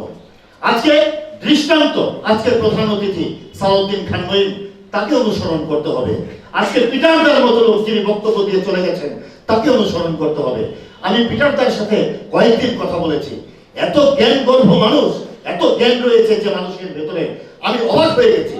এই যে সালাউদ্দিন খান নঈম, সাভারের দুর্নীতির বিরুদ্ধে আওয়াজ কারা তোলেন, নদী দখলের বিরুদ্ধে আওয়াজ কারা তোলেন? আপনাদের তো দেখিনি, কোনো মানবাধিকার সংস্থাকে তো আমি দেখিনি। আপনাদের মতো শত শত মানবাধিকার কর্মীরা সালাউদ্দিন খান নঈমের এই সমস্ত কাজে যদি আপনারা যোগদান করেন, আপনারা সফল হবেন। আপনারা যোগদান করেন নাই, আপনারা সফল হন নাই। নঈম ভাই যোগদান করেছেন, নঈম ভাই আওয়াজ তুলেছেন নদী দখলের বিরুদ্ধে,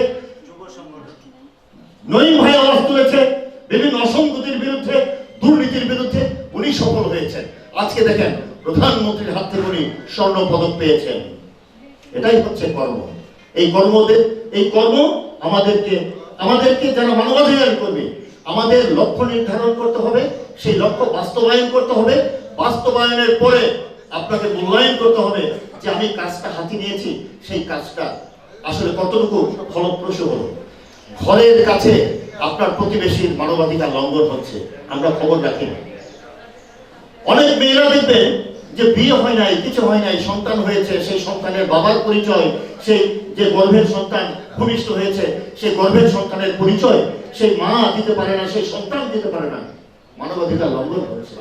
আমরা কিন্তু তাদের খবর রাখি না।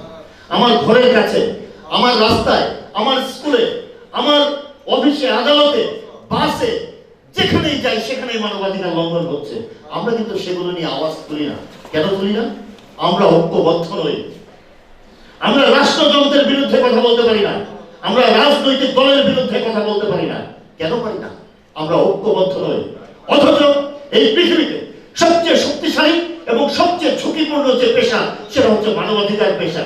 যারা মানবাধিকার কর্মী, আমি আগেই বলেছি, সবচেয়ে ঝুঁকিতে তারা থাকে। তাদের জীবনের কিন্তু নিরাপত্তা নেই। একজন প্রকৃত অর্থে যারা মানবাধিকার কর্মী, তাদের জীবনের নিরাপত্তা থাকে না। তাদেরকে রাষ্ট্র ধরতে চায়, তাদেরকে রাষ্ট্রের আইন শৃঙ্খলা বাহিনী ধরতে চায়, তাদেরকে কিন্তু বিভিন্ন দপ্তর তাদেরকে ধরতে চায়, তাদেরকে দমন করতে চায়, তাদের কণ্ঠ রোধ করতে চায়। এই কারণে আমাদেরকে আওয়াজ তুলতে হবে, আমাদেরকে ঐক্যবদ্ধ হতে হবে। আমরা আগে নাটকের মাধ্যমে সমাজে গণজাগরণ সৃষ্টি করতাম, আমরা গানের মাধ্যমে গণজাগরণ সৃষ্টি করতাম। এখন সেই সমস্ত নাটক করলে আমাদেরকে জেলে যেতে হয়, এখন সেই সমস্ত গান গাইলে আমাদেরকে জেলে যেতে হয়। এটা তো মানবাধিকারের কথা না। মানবাধিকারের কথা হচ্ছে আমি আমার কথা বলবো, আমার কণ্ঠ রোধ না, আমার কণ্ঠ কেউ রুদ্ধ করেনি, আমার কণ্ঠ আমি স্লোগান দিচ্ছি, আমি আওয়াজ তুলছি, সেই আওয়াজ সবার কাছে পৌঁছে যাচ্ছে, সেটাই হচ্ছে মানবাধিকার একজন প্রকৃত কর্মীর কাজ। আমি আগেই বলেছি, আমরা ভয় পাই পরিবহন শ্রমিকদের, তারা সংগঠিত, তাদের সাথে দেখেন বিশ্ববিদ্যালয়ের ছাত্ররাও কিন্তু অনেক সময় তারা মার খায়। হ্যাঁ, তারা গাড়ি আটকায়, তারা জাহাঙ্গীরনগর বিশ্ববিদ্যালয়ে বিভিন্ন সময় তারা গাড়ি আটকে এটার প্রতিকার পাওয়ার চেষ্টা করে, কিন্তু সে তো হয়রানি হয়েছে। কারণ সে কিন্তু এই যে মানে একটা সংঘবদ্ধ চক্র, এই চক্রের কাছে কিন্তু সে নিষ্পেষিত হচ্ছে, সে বাধা পড়ে আছে। এই সমস্ত সমাজে রন্ধ্রে রন্ধ্রে যে দুর্নীতি এবং মানবাধিকার লঙ্ঘনের মতো যে ঘটনা ঘটছে, এই সমস্ত দ্বারে কুঠারাঘাত করতে হবে, জোরে লাথি মারতে হবে। কবি নজরুলের কবিতা আবৃত্তি করবেন বারবার, দেখবেন শরীরে কেমন জোশ এসে গেছে। কারা ওই লৌহ কপাট ভেঙে ফেল করলে রূপার রক্ত জবাব শিকল পূজার পাশান বেদি। বিদ্রোহী কবিদের সমস্ত কথা বলে গেছেন, এই সমস্ত কবিতা আবৃত্তি করতে হবে। অনলাইনে সবার অ্যান্ড্রয়েড মোবাইল ফোন আছে, অ্যান্ড্রয়েড মোবাইল ফোনে মানবাধিকার সম্পর্কে আপনারা স্টাডি করবেন। বাংলাদেশে গতকালকে আমি রেজিস্ট্রেশন করেছি দুর্নীতি দমন, যে আমি কিন্তু এই নঈম ভাইয়ের মাধ্যমে আমি উদ্বুদ্ধ, আমি তাকে দেখে কিন্তু উদ্বুদ্ধ। আজকে দেখেন জাতিসংঘের মতো একটা জায়গায় আমি ভলেন্টিয়ার হিসেবে, আমি একজন ক্ষুদ্র মানুষ, সাভারে থাকি, সাংবাদিকতা করি, কেউ দাম দিক আর না দিক, জাতিসংঘ কিন্তু আমাকে একটি রেফারেল নাম্বার দিয়েছে, তাই না? আমি কাজ করেছি বিধায় না, এই সাভারে এসেই তো কাজ করেছি। আমি নঈম ভাইয়ের মতো এবং সিনিয়র যারা আছেন, ওই যে ঠান্ডু মোল্লা চাচার মতো এবং আরো যারা আছেন সিনিয়র নেতৃবৃন্দ, আমি তাদেরকে দেখেই তো আমরা শিখেছি, আমরা জেনেছি, আমরা কিভাবে কাজ করতে হবে আমরা বুঝেছি, আমাদেরকে সেই অনুসরণ করতে হবে। আমি মনে হয় অনেক বেশি বলে ফেলছি, মানে এই যে কথাগুলো, অনেক কথা, অনেক কিছু আসলে ওই যে নাটকের ভাষায় বলতে হয় যে তোরা করবি করবি যুদ্ধ, তো আরেকজন বলছে যে মাস্টার চাচা কার লোকে যুদ্ধ করো, জানিস না? যারা আমাদের ন্যায্য অধিকারের কথা বলে, ভাত চাই কাপড় চাই বলে চিৎকার করে, রাজপথে নেমে মিছিল করে, আর তারাই যখন ভোটে পাশ করে শহরে গিয়ে গদিতে বসে, তখন তারাই আমাদের ভাত কাপড় নষ্ট করে দেয়। করবি করবি তাদের সঙ্গে যুদ্ধ, এটা একটা নাটকের ডায়লগ, কিন্তু এটা তো বাস্তব। এক সময় এই ডায়লগগুলো আমরা মঞ্চে গিয়ে বলতাম, আমরা কত রাজনৈতিক দলের বিরুদ্ধে আমরা নাটক করেছি, গান করেছি, তবেই না জয় বাংলা এসেছে। জয় বাংলা এমনিতেই আসে নাই, শরীরে 2টা গুলিও খেয়েছি, জেলও খেটেছি, তবেই না জয় বাংলা এসেছে। জয় বাংলা এমনিতেই আসে নাই। আজকে জয় বাংলার মানুষ, আজকে আমরা বাংলাদেশের মানুষ, প্রতিটি ক্ষেত্রে আমাদের অধিকার হরণ হচ্ছে, আমরা কথা বলতে পারি না। এই কথা এবং এই আওয়াজ তোলার আহ্বান জানিয়ে আমি শেষ করছি। আমরা বললাম যে আমার সেই শ্রদ্ধেয় ব্যক্তি প্রধানমন্ত্রীর স্বর্ণপদক প্রাপ্ত যিনি সালাউদ্দিন খান নঈম, তার বক্তব্য শুনবো। তিনি অনেক ভালো জানেন, তার দিক নির্দেশনা যদি আপনি মেনে চলেন, আপনি প্রকৃত অর্থে একজন মানবাধিকার কর্মী হতে পারবেন। এই আশাবাদ ব্যক্ত রেখে সবাইকে ধন্যবাদ জানিয়ে আবার শেষ করছি। আল্লাহ হাফেজ।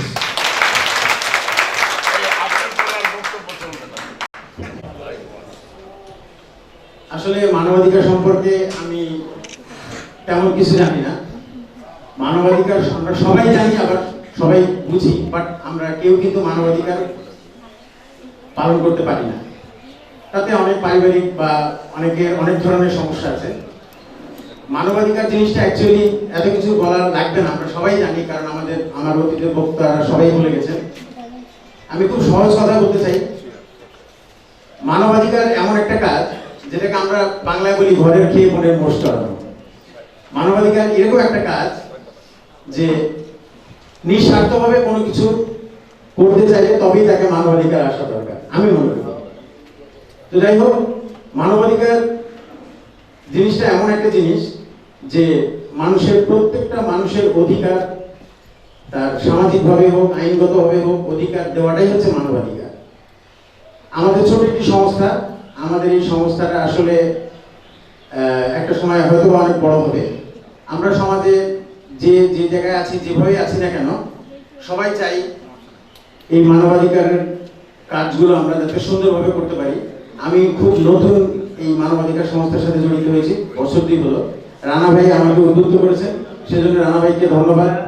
কারণ এই মানবাধিকারের যুক্ত হওয়ার পরে আমি বুঝতে পেরেছি যে আত্মার তৃপ্তি কি, আমরা মানুষের জন্য কোনো কিছু করতে পারলে আমাদের যে একটা আত্মার তৃপ্তি হয়, সেটাই হচ্ছে মানবাধিকার। সেটাই মানবাধিকার, মানুষের মনের ভিতরে থেকে কোনো কিছু করাটাই হচ্ছে মানবাধিকার। যাই হোক, আমি এত বেশি বক্তব্য দেবো না, কারণ আমার আগে পেছনে অনেকজন আছেন, আরো প্রতিটি অনেক বক্তা দিচ্ছে এবং সামনে আরো অনেক বক্তা আছেন।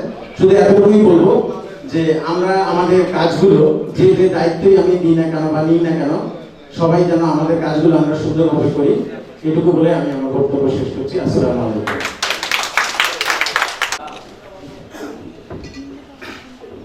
ধন্যবাদ সকলকে।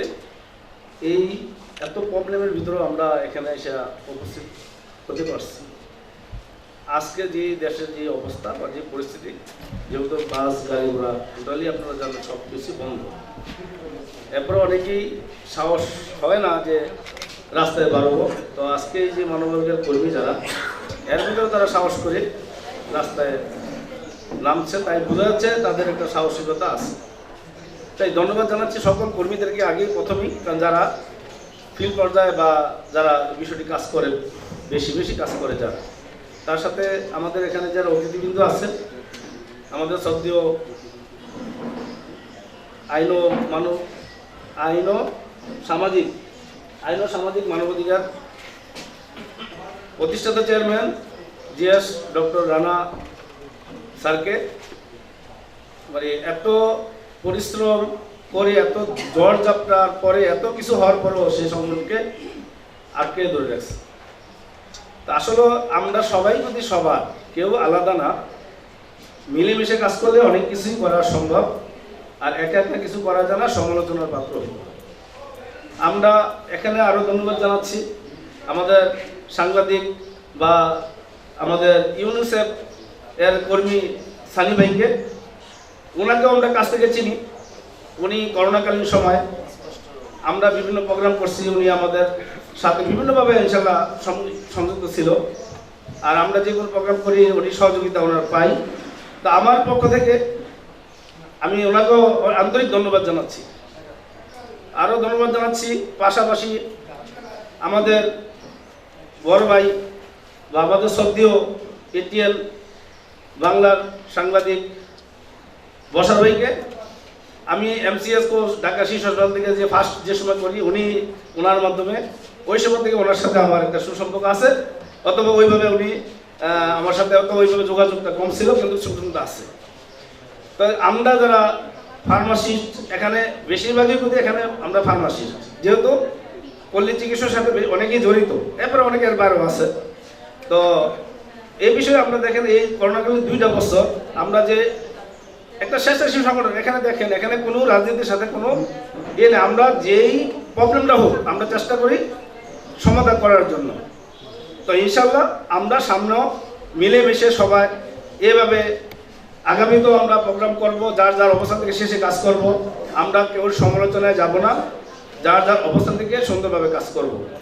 আরও জানাই, অনেকের নাম জানি না আমি, সদ্য যারা আছে সবাইকে আমি, বিশেষ অতিথি হিসাবে যারা আছে সকলকে আমার পক্ষ থেকে, আমার এভারলাস্টিং মানবাধিকার সংস্থার পক্ষ থেকে সবাইকে জানাচ্ছি আমি ধন্যবাদ। যাক, আমি যেহেতু সানি ভাই অনেক সুন্দর সুন্দর কথা বলে গেছে, এর উপরে বলার কিছু থাকে না, সাংগঠনিক বিষয়। ওনার কথার ভিতরেই অনেক কিছু আমরা শিখতে পারছি বা জানতে পারছি। তো বিশেষ কিছু বললাম না, যেহেতু আমাকে দুই একটা কথা বলার জন্য সুপারিশ করা হয়েছে, এর জন্য আমি আপনাদের সামনে আসলাম। আপনারা আসছেন, সবসময় থাকবেন, এটাই আমাদের কাম্য। আমরা যে একসাথে সবাই মিলেমিশে কাজ করতে পারি, বিপদ আপদে একজন পাশে একজন থাকতে পারি, এটাই আমাদের কাম্য। তাই সকলকে ধন্যবাদ রেখে, সকলের ভালো সুস্থতা ইয়ে করে আমি বিদায় নিচ্ছি। আসসালামু আলাইকুম ওয়া রাহমাতুল্লাহি ওয়া বারাকাতুহু। সামাজিক ও আইনি বিষয়ক সহায়তা কেন্দ্র অত্র প্রতিষ্ঠানের সভাপতি, বিশেষ অতিথি এবং মঞ্চে উপবিষ্ট যত বিশেষ অতিথিবৃন্দ আছে, আমার সহকর্মীবৃন্দ, সবাইকে সালাম জানিয়ে আমি আমার বক্তব্য শুরু করছি। আসসালামু আলাইকুম। মনে হচ্ছে সবাই ভালো আছেন। আমার আগে অনেকেই বক্তব্য দিয়ে গেছেন, আমি কিছু কথা বলে যাব, দেখি কতটুকু বলতে পারি। প্রথমে আমি একটু কবিগুরু কবি কাজী নজরুল ইসলামের ভাষায় বলতে চাই, নির্ঝরে স্বপ্নভঙ্গ। আজিয়ে প্রভাতে রবির কর, কেমনে পশিব প্রাণের পর, কেমনে পশিব গুহার আধারে প্রভাত পাখির গান। না জানি কেন রে এতদিন পরে জাগিয়া উঠেছে প্রাণ, জাগিয়া উঠেছে প্রাণ।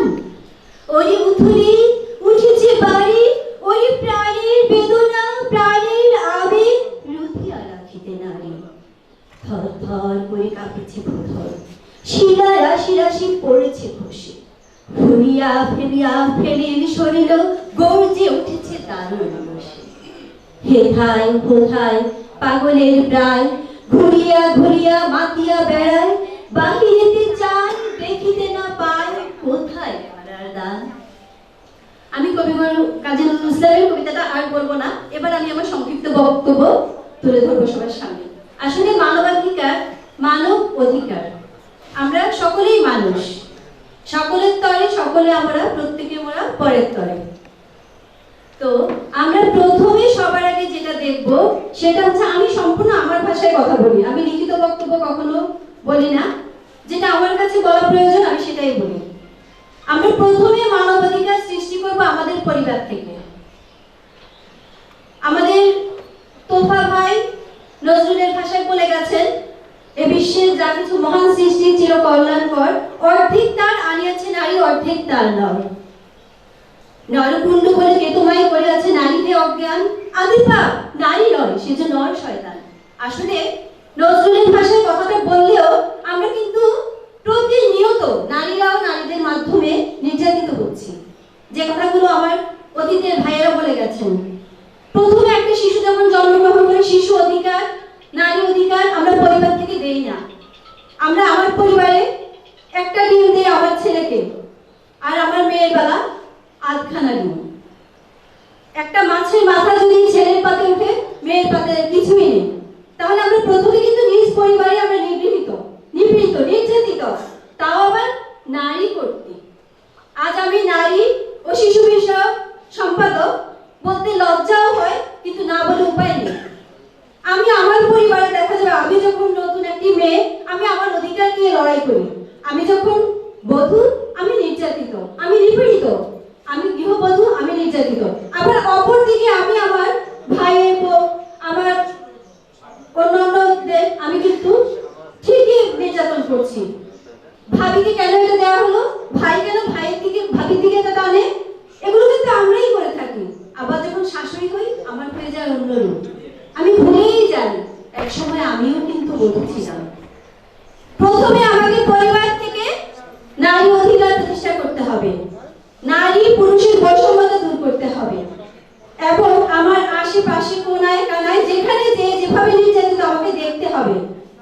যেটা আমাদের পূর্বের বক্তারা বলে গেছেন, সাহসিকতার সহিত কাজ করতে হবে, ভয় পেলে চলবে না। ভয় পেয়ে যদি ঘরের কোণে কোণঠাসা হয়ে বসে থাকি তাহলে চলবে না। আমাকে দেখতে হবে আমার পাশের বাড়ির মেয়েটি তার অধিকার ফিরে পাচ্ছে কিনা, বাল্য বিবাহ হচ্ছে কিনা। আমি যখন দেখি আমার কাজের মেয়ে, ছোট্ট একটা বাচ্চা মেয়ে, বিয়ে ঠিক করে ফেলেছে, জিজ্ঞেস করলাম ওর বয়স কত, আপা আপনি বলেন না কিছু। জিজ্ঞেস করলাম কেন, ওর বয়স কত, আপনি আমাকে সত্য কথা বলেন। 15 হয়েছে, 15। আমি বললাম দেখেন 18 তো এখনো হয়নি। আমি তখন মানবাধিকার সংস্থার সাথে জড়িত না, তারপরেও আমি কিন্তু সোচ্চার হয়েছি। আমি বলেছি দেখেন, এই বিয়ে বন্ধ করেন, এই বিয়ে বন্ধ করেন, অচিরেই আপনার মেয়ের কোনো একটা দুর্ঘটনা ঘটবে, সবাই আমার বিরোধিতা করলো। ছেলে ভালো বিয়ে দিয়ে দিল। 6 মাস না যেতেই শোনা গেল যে ছেলে পূর্বে বিবাহিত। তো আমরা নিজেরা যতই প্রতিবাদ করি না কেন, গুরুত্ব দেয় না কেউ আমাদেরকে। গুরুত্বতার সহিত, যাতে করে আমি মানবাধিকার সংস্থায় ঢুকেছি, যাতে আমি অন্তত এটা বলতে পারি যে আমার একটা আইডেন্টিটি আছে, আমি হিউম্যান রাইটস ওয়ার্কার। আমাদের যারা আইনের পোশাক পরিহিতা, আমি আইনকে সম্মানের সহিত বলতে চাচ্ছি, অনেকেই কিন্তু আমরা এমন কাজ করি রক্ষকই ভক্ষক। অনেক বড় কর্মী আছেন, অনেক অফিসার আছেন যাদের ঘরে গৃহবধূরা নির্যাতিত, নিপীড়িত, লাঞ্ছিত, বলতে পারে না সাহস করে। আমি তেমন একজন মহিলাকে আমাদের এই সামাজিক ও আইন বিষয়ক সম্পাদক হিসেবে ঢাকা জেলার একজন মহিলা কর্মী হিসেবে নিয়েছি। কারণ ওনার হাজবেন্ড পুলিশ অফিসার। একজন পুলিশ অফিসার সে তার পোশাকের বড়াই করে তার গৃহবধূকে প্রতিনিয়ত নির্যাতন করে, প্রতিনিয়ত নির্যাতন করে। যখন আমি দেখলাম তিনি প্রতিদিন নির্যাতিত হচ্ছে, আমি তার বাসায়, ওনার বাসায়, আমাদের বাসার সামনে সিসি ক্যামেরা আছে, তো ওনার বাসায় কেউ যেতে পারে না। একদিন আমাকে আল্লাহ সৌভাগ্য করে দিল, ওনার হঠাৎ প্রেশারটা কমে গেল। আমি প্রেশার দেখার সুবাদে আমি ওনার বাসায় যাই, গিয়ে বললাম ভাবি আপনি আমার সাথে একটু কথা বলুন। তো এভাবে আমি ওনার সাথে কথাবার্তা বলে আমি বললাম ভাবি আপনি আমার সাথে জড়িত থাকবেন, আপনি আমাদের মানবাধিকার কর্মী হবেন, যাতে করে আপনিও প্রতিবাদী হতে পারেন, আপনিও যদি দু চারটে কথা বলতে পারেন। তো ওনাকে আমি আমার সদস্য বানাই। এবং অনেকেই আছে যে ভাইয়া বললো যে সম্পর্ক হয়, বাচ্চা হয়, অথচ স্বীকৃতি পায় না, আবার বিয়ে করে 2-4 বছর পর ডিভোর্স হয়ে যাচ্ছে। আমাদেরকে এই বিষয়গুলো লক্ষ্য রাখতে হবে। রাস্তাঘাটে সেদিন লঞ্চ ঘাটে যখন ঢাকা টু বরিশাল যাচ্ছিলাম, একটা শিশু বাচ্চা পথকলি, সে 10টা টাকা মাত্র চেয়েছিল, শুধুমাত্র 10টা টাকা। একটা ভাইয়া মেবি সে মেডিকেল স্টুডেন্ট, সে একজন মেডিকেল স্টুডেন্ট, আগাম ভবিষ্যৎ, তার কাছে শুধুমাত্র 10টা টাকা চেয়েছে ছেলেটি। ছেলেটাকে এত জোরে ধাক্কা দিল, পড়ে গিয়ে মাথায় ফেটে গেল। আমি ছেলেটিকে তুলি, হয়তো আমার কাছে কোনো ক্যামেরা ছিল না, নয় আমি অবশ্যই সেটা ক্যামেরা বন্দি করতাম, ফেসবুকে দিয়ে দিতাম। ছেলেটাকে তুলে বললাম ভাইয়া 10টা টাকা কি খুব অভাব হয়ে গেছিল? বলে আমার কাছে 1000 টাকা নেই। সুন্দরভাবে বলতে পারতেন, আপনার যদি ইচ্ছা থাকতো, যে মন মানসিকতা থাকতো, আপনি ছেলেটাকে কাছে টেনে নিতেন, জিজ্ঞাসা করতেন বাবা 10 টাকা কেন নিবে, তোমার তখন পড়ার সময়। আমরা বড় বড় গুলি ছাড়ি, নিজের কাজের বেলায় সবাই বললাম। তো আমাদেরকে এই বিষয়গুলো সচেতন থাকতে হবে সবাই। আমরা সবকিছু, আমি আমার বক্তব্য দীর্ঘায়িত করবো না, অলরেডি আমাকে সংক্ষেপ করতে বলেছে। সবাইকে আবারও ধন্যবাদ জানিয়ে আমি আমার বক্তব্য শেষ করছি। সবাই ভালো থাকবেন, সুস্থ থাকবেন, এই শুভকামনায় সবাইকে ধন্যবাদ। আসসালামু আলাইকুম।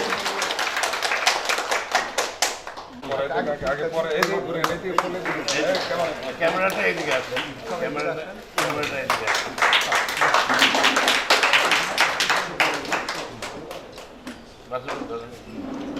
নানা ধরেন,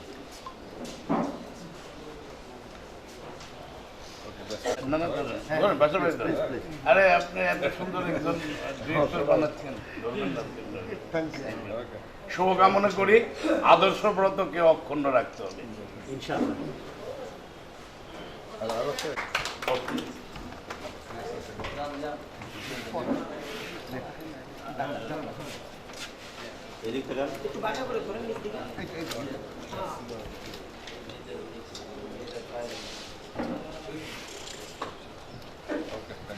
শুভকামনা, সাথে সাথে চিনি আপনাকে।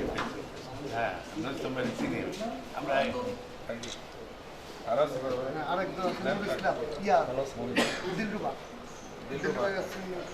ম্যাডাম দিল্লিটা খোলা,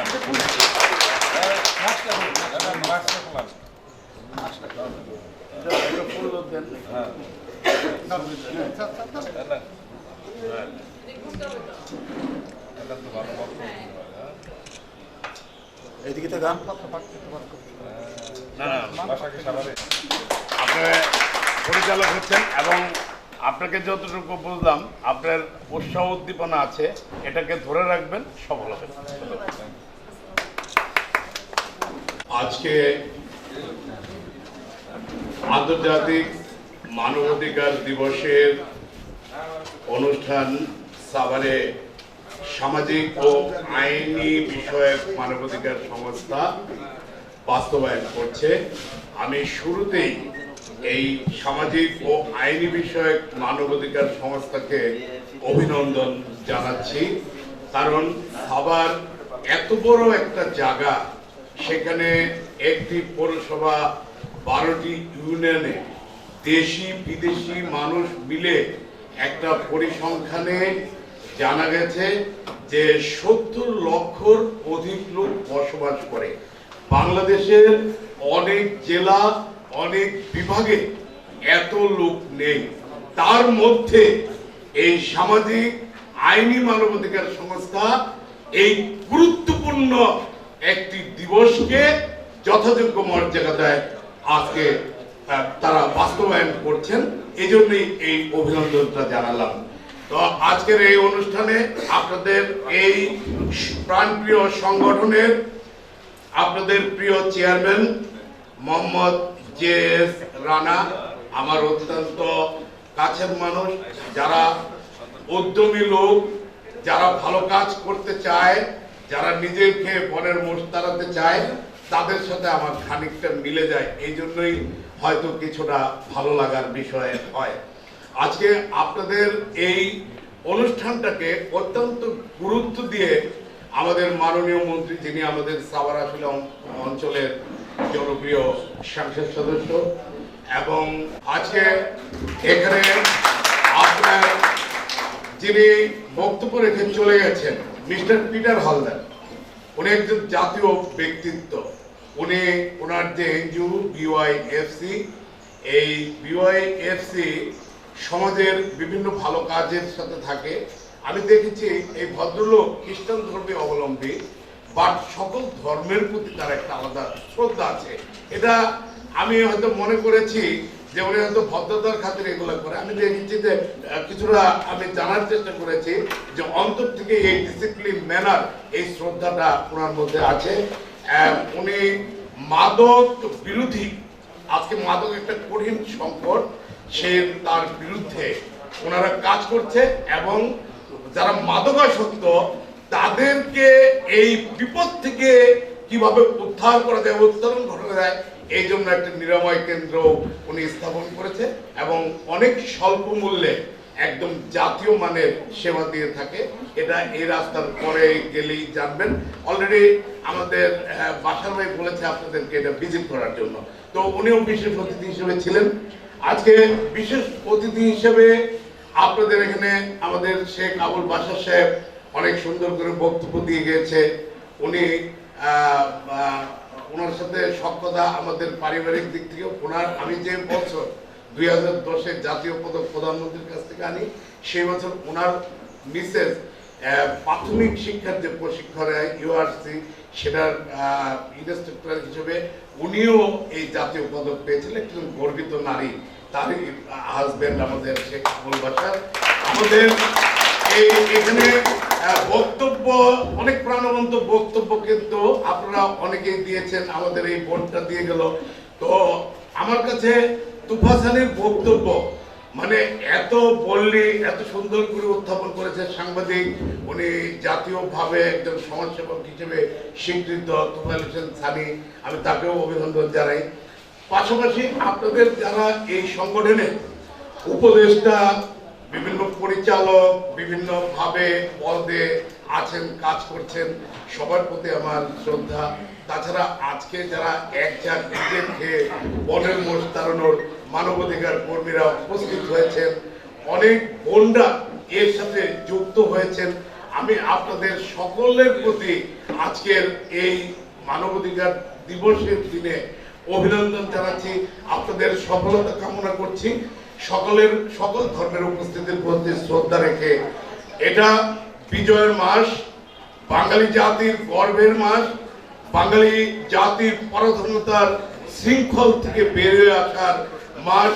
আপনারা জানেন এই বাঙালি জাতির এই স্বাধীনতা যুদ্ধে অনেকে বলে 9 মাসের স্বাধীনতা যুদ্ধে এত অল্প সময়ে দেশটা স্বাধীন হয়ে গেল, এই কথাটা অনেকে বলে, কিন্তু আমি বাস্তবভাবে, কারণ এই কথাটা বলে বিভিন্ন বিশ্বের যে যুদ্ধের হিস্ট্রি রয়েছে সেখানের যে সময়কাল সেগুলো অনেক পর্যালোচনা করে বলে, কিন্তু এই 9 মাসের যুদ্ধ যাদের বয়স কমপক্ষে 60-এর মতো হবে তারা কিছুটা বুঝতে পারবেন যে আমাদের যে গর্ভবতী মা ছিল সেখানে তার কি অবস্থা ছিল, একজন বুড়ো নানি দাদি দাদা নানার কি অবস্থা ছিল।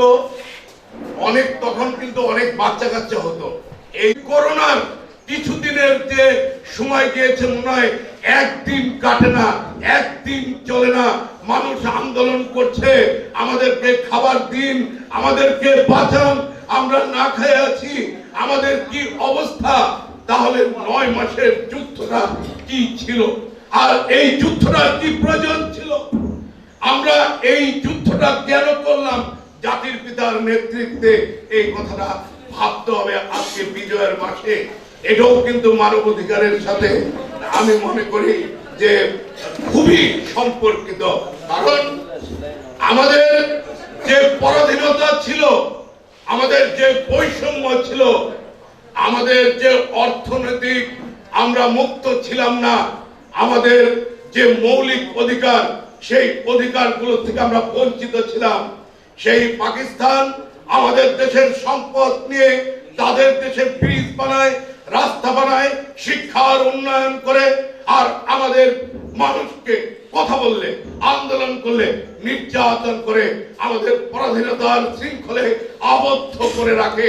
এই বাঙালি জাতি 52 ভাষা আন্দোলন থেকে আন্দোলন শিখেছে, ঐক্যবদ্ধ হওয়া শিখেছে, সাহসিকতা শিখেছে। শিখতে শিখতে তারা স্বাধীনতা যুদ্ধের যে সময়টা এসেছে, আপনারা জানেন 70-এর নির্বাচনে এই বাংলাদেশের নেতা যখন এই পূর্ব এবং পশ্চিম পাকিস্তানের টোটাল রাষ্ট্রীয় ক্ষমতার দায়িত্ব পেল, তারা দিল না, তাল বাহানা করলো। কিন্তু এরপরে বাঙালি জাতি তাদের যে কঠিন জবাব, আমাদের এই বীর মুক্তিযোদ্ধারা, তারা প্রত্যেকটা শ্রেণী পেশার মানুষ, কিছু বিপদগামী মানুষ ছাড়া তারা কিন্তু ঐক্যের ডাক দিয়ে ঐক্যবদ্ধ হয়ে লাল সবুজের পতাকা ছিনিয়ে এনেছে, একদম স্বাধীন দেশ এনেছে। কিন্তু এই স্বাধীনতার যে প্রত্যাশা এবং প্রাপ্তি, এইখানটায় যদি আমরা চিন্তা করি, আমাদেরকে কিন্তু ব্যথিত করে ফেলে। আমরা এই স্বাধীনতার 50 বছর পেরিয়ে গিয়েছি, অনেক উন্নয়ন হয়েছে, প্রত্যেকটা উন্নয়নের সাথে দুর্নীতির সম্পর্ক নিবিড়, প্রত্যেকটা মানুষের ভাগ্যের উন্নয়নে ছিনিমিনি হয়। আমরা এই স্বাধীন দেশকে যদি সুন্দর করতে চাই, আমরা যদি সুন্দর করতে পারি, সুশাসন প্রতিষ্ঠা করতে পারি, আমরা যদি ঐক্যবদ্ধ থাকতে পারি, আমরা যদি নিজেরা নিজেদের অধিকার জানতে পারি, বুঝতে পারি, আদায় করতে পারি, তাহলে কিন্তু আমাদের এই স্বাধীনতার সুফল পাওয়া, মৌলিক অধিকার সহ মানবাধিকার হবে। মানবাধিকার কি, এটা সম্পর্কে সঞ্চালক আমরা ঢুকতে ঢুকতে বলতেছিল কিভাবে আন্তর্জাতিক মানবাধিকার দিবসটি জাতিসংঘ স্বীকৃতি দিল, বলতেছিল সেভাবে আমি আর যাব না। আজকে আমাদের মানুষের যে অধিকার নিয়ে ছিনিমিনি, আজকে যারা রাষ্ট্রের প্রজাতন্ত্রের কর্মকর্তা কর্মচারী আছে, তারা কিন্তু আমাদের প্রত্যেকটা নাগরিক, এই রাষ্ট্রের মালিক, তাদের বেতনে তারা চাকরি করে।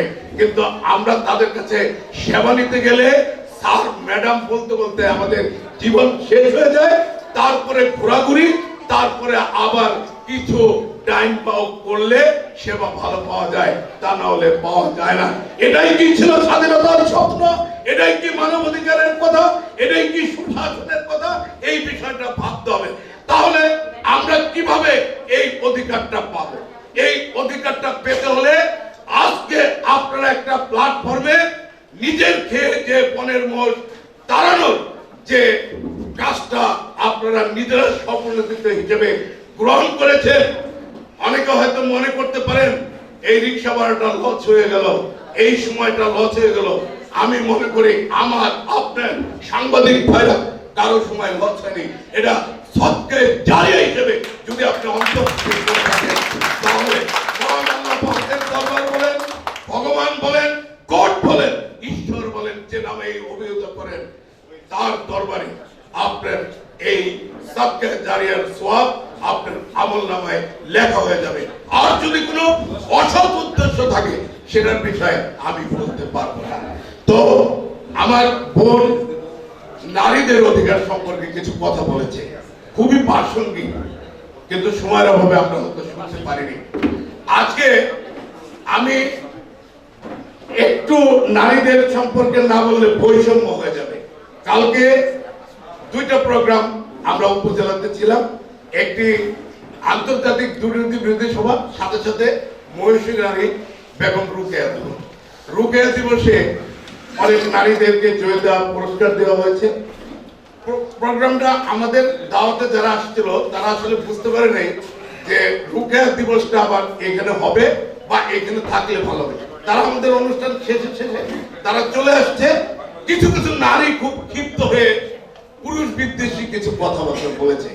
তো আমি তখন সেখানে বললাম যে বোন, আপনি কিছু কিছু যদি আপনার এখানে ডিসিপ্লিন ম্যানারের ব্যত্যয় হয় সেইটুক বলেন, কারণ যখন পুরুষ বিরোধী কথাটা বলেন, পুরুষ কিন্তু নারীর ক্ষেত্রে তার বাবাও পুরুষ, তার দাদাও পুরুষ, নানাও পুরুষ, স্বামীও পুরুষ, তার ছেলে সন্তানও পুরুষ, কেউ কিন্তু সমাজে পারে না। আবার আমি যদি চিন্তা করি নারী কি আলাদা কিছু, আমি যার গর্বে হয়েছি আমার মা, তিনি তো নারী, তা আমার মার মতো একটা শ্রদ্ধার জায়গা যার সাথে কোনো তুলনা হয় না, সে নারী আমি নারীদের বিপক্ষে কেন দেব?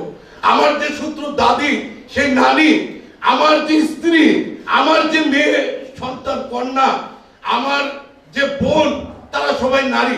এটাকে আমরা দুইটা ভাগে বিভক্ত না করে আমরা কিভাবে সমতা সৃষ্টি করতে পারি, কিভাবে সুসম্পর্ক সৃষ্টি করতে পারি, কিভাবে সচেতনতা সৃষ্টি করতে পারি, আমাদেরকে সেই দিকটা খেয়াল রাখতে হবে। সেই দিকটা আমরা একটা জিনিস পরিষ্কার বলতে চাই, আমাদের দেশের নারীরা নিগৃহীত হচ্ছে, তার অনেকগুলো কারণ। এই কারণটা বলেই আমি 2-3 লাইন মানবাধিকার সম্পর্কে বলে শেষ দেবো। ধৈর্য হারাবে না, সাংবাদিকরা অনেক ব্যস্ত, আজকে সবার অনেক বড় প্রোগ্রাম। আমি প্রথমে যারা কর্মজীবী বোনরা, আপনাদেরকে বলছি কোনো দ্বিমত থাকলে আমার সাথে আলাপ করবেন। আমি আপনাদের ভাই, কোনো বিপক্ষ গ্রুপ নয়, আপনাদের কনফিডেন্স গ্রো করার জন্য বলছি।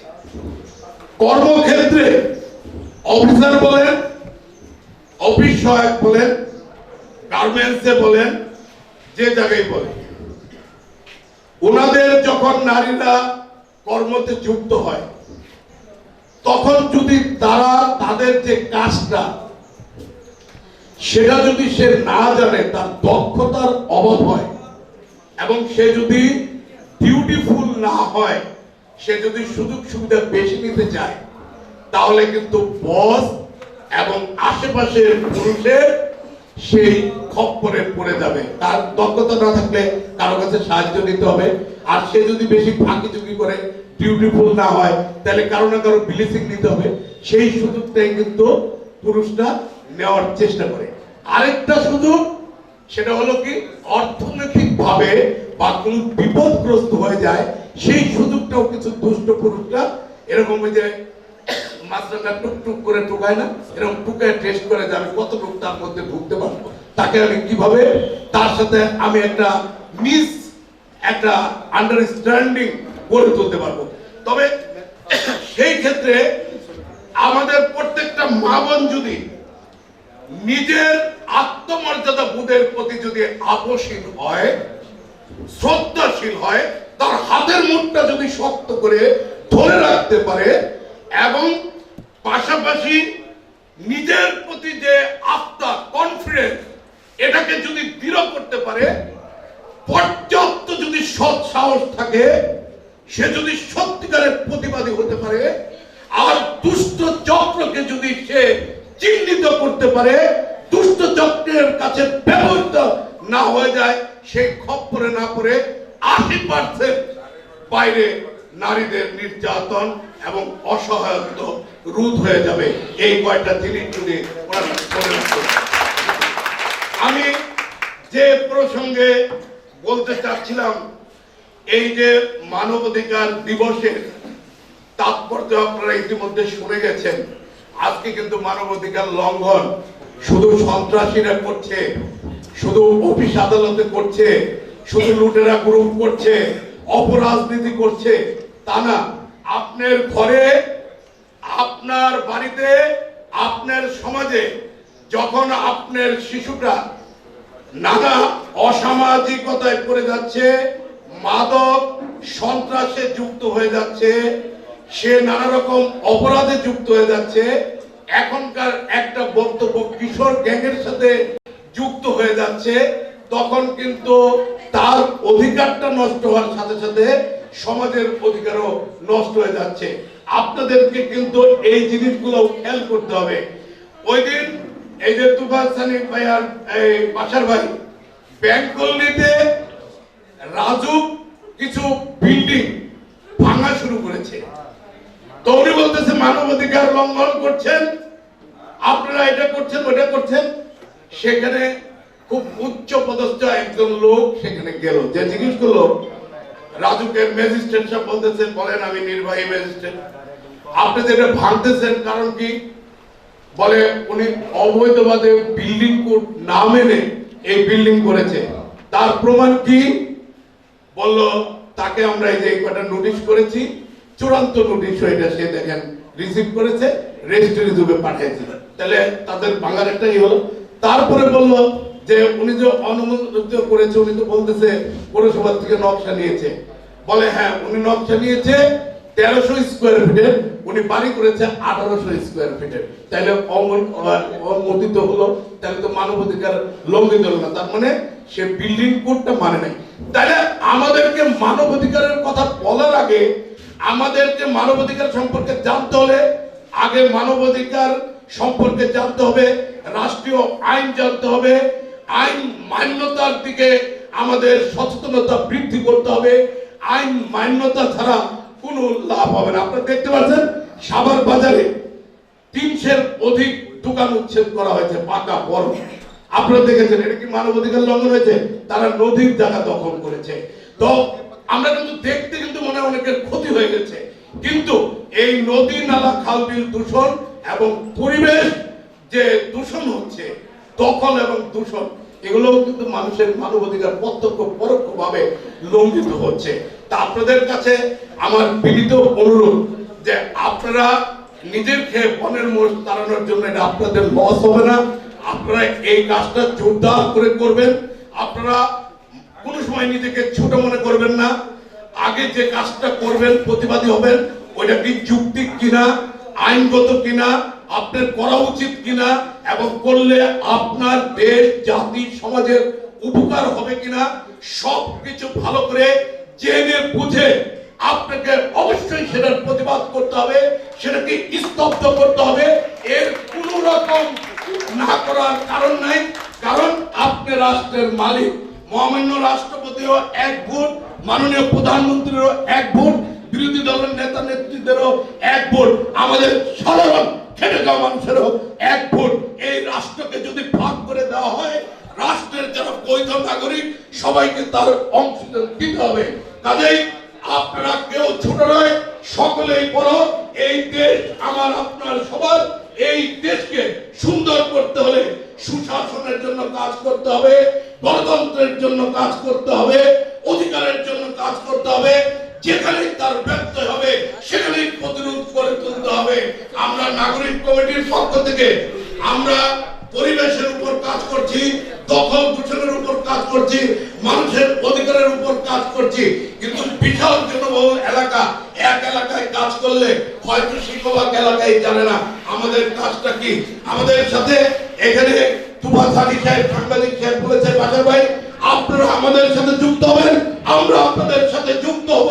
ঐক্যের দৃষ্টান্ত স্থাপন করে মানবাধিকার সহ আমাদের সকল অধিকার ফিরিয়ে সুন্দর একটি সোনার বাংলা বিনির্মাণ করব, এই প্রত্যাশা করে আপনাদের সবার মঙ্গল কামনা করে প্রত্যেকের পরিবারের জন্য সুন্দর সদস্যরা থাকে, কেউ বিপদগামী না হয়, মাদকাসক্ত না হয়, সন্ত্রাসী না হয়, কিশোর গ্যাংয়ের সদস্য না হয়, একটা সুন্দর ফুলের বাগানের মতো পরিবার গড়ে উঠে, যেখানে কোনো অর্থনৈতিক সমস্যা থাকবে না, পুষ্টিহীনতার সমস্যা থাকবে না, অসুস্থতা থাকবে না, সুস্থতার সাথে মাধবস করে প্রত্যেকটা মানুষ বাঁচুক, এই কামনা করে শেষ করছি।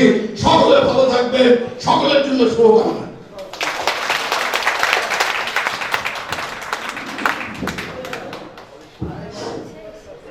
ধন্যবাদ স্যার, আপনার বর্তমানে আমরা পরীক্ষার্থী ফর্ম ফিল আপ করার জন্য আমরা 3 জন ছাত্রীকে অলরেডি আমরা একজনকে দিচ্ছি 5,500, একজনকে দিচ্ছি 4,000। হ্যালো, হ্যাঁ, একজনকে দিচ্ছি আমরা 4000 এবং একজনকে দিচ্ছি আমরা 9500, একজনকে দিচ্ছি আমরা 6000। এখন আবার আমাদের মাঝে মিলন আসছে, আমরা মিলনকে আজকে অনুষ্ঠানের সভাপতির হাত থেকে এই সামান্যটুকু দান গ্রহণ করার জন্য বিশেষভাবে অনুরোধ করছি। মিলন, আসো। আল্লাহ ভরসা, সবকিছুর মালিক মহান আল্লাহ রাব্বুল আলামিন। হ্যাঁ, তো আপনাকে এই যে সামাজিক এবং আইনি মানবাধিকার সংস্থার পক্ষ থেকে এই সহায়তাটুক দিল, সহায়তা না, এটা দোয়া, তাই না? চেয়ারম্যান সাহেব করেন, এরা সমস্ত ডিরেক্টর সাহেবরা প্রত্যেকটা নেতা কর্মীর পক্ষ থেকে দোয়া।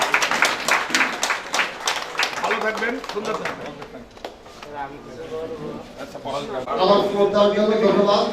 আজকের প্রোগ্রামে আসলে আমি যে জিনিসটা বলবো সেটা আপনারা একটু মনোযোগ দেন, যেহেতু আমরা ধৈর্য সহকারে শুনেছি সেহেতু আর 5টা মিনিট আপনারা থাকেন, ধৈর্য সহকারে কেউ নড়াচড়া করবেন না। আপনাদের প্রত্যেকে টেবিলে খাবারগুলো স্যার এবং প্রত্যেকের আসনে খাবারগুলো চলে যাবে, আপনারা একটু চুপচাপ করে বসে থাকেন, একটু সুশৃঙ্খল ভাবে। আর আজকে আমাদের উপস্থাপিকার যে সমস্যাটা সেটা তার পক্ষ থেকে আমি আন্তরিকভাবে দুঃখিত জানাচ্ছি। এই জন্য যে আমাদের আপনারা হয়তো জানেন একটা প্রোগ্রাম শিডিউল করার পরে যখন আমার 15 জনের গেস্টের ভিতরে সেখানে যদি আমার 10 জন উপস্থিত থাকে 5 জন এলে বলবো, কারণ সে তো আর জানে না এবং সে চেহারাও চিনে না কে কখন কোন মাঝে এবং তার ডিজিগনেশন কি, এবং এই জন্য বলতে গিয়ে অনেক সময় হিজিটেশনের ভিতর পড়তে হয়। এই জন্য আপনারা ক্ষমা দৃষ্টিতে দেখবেন। আমাদের সম্মানিত সভাপতি সাহেব, আজকের অনুষ্ঠানের সম্মানিত সভাপতি সাহেব এত সুন্দর আমাদের দিক নির্দেশনামূলক বক্তব্য দিয়েছে এবং আমাদের সাংবাদিক তোফাসানি এবং শেখ বাসর সাহেব খুব সুন্দর বক্তব্য দিয়েছে। আমি তাতে অনেক অনুপ্রাণিত। আপনাদের প্রত্যেকের কাছে আমার একটা জিনিস চাওয়া, সেটা হলো আসুন আমরা কাঁধে কাঁধ মিলিয়ে আমরা কাজ করি, আমাদের সফলতা আসবে। কারণ যে কাজে করিও চেষ্টা, সফলতা আসবে আসবে আসবে ইনশাআল্লাহ।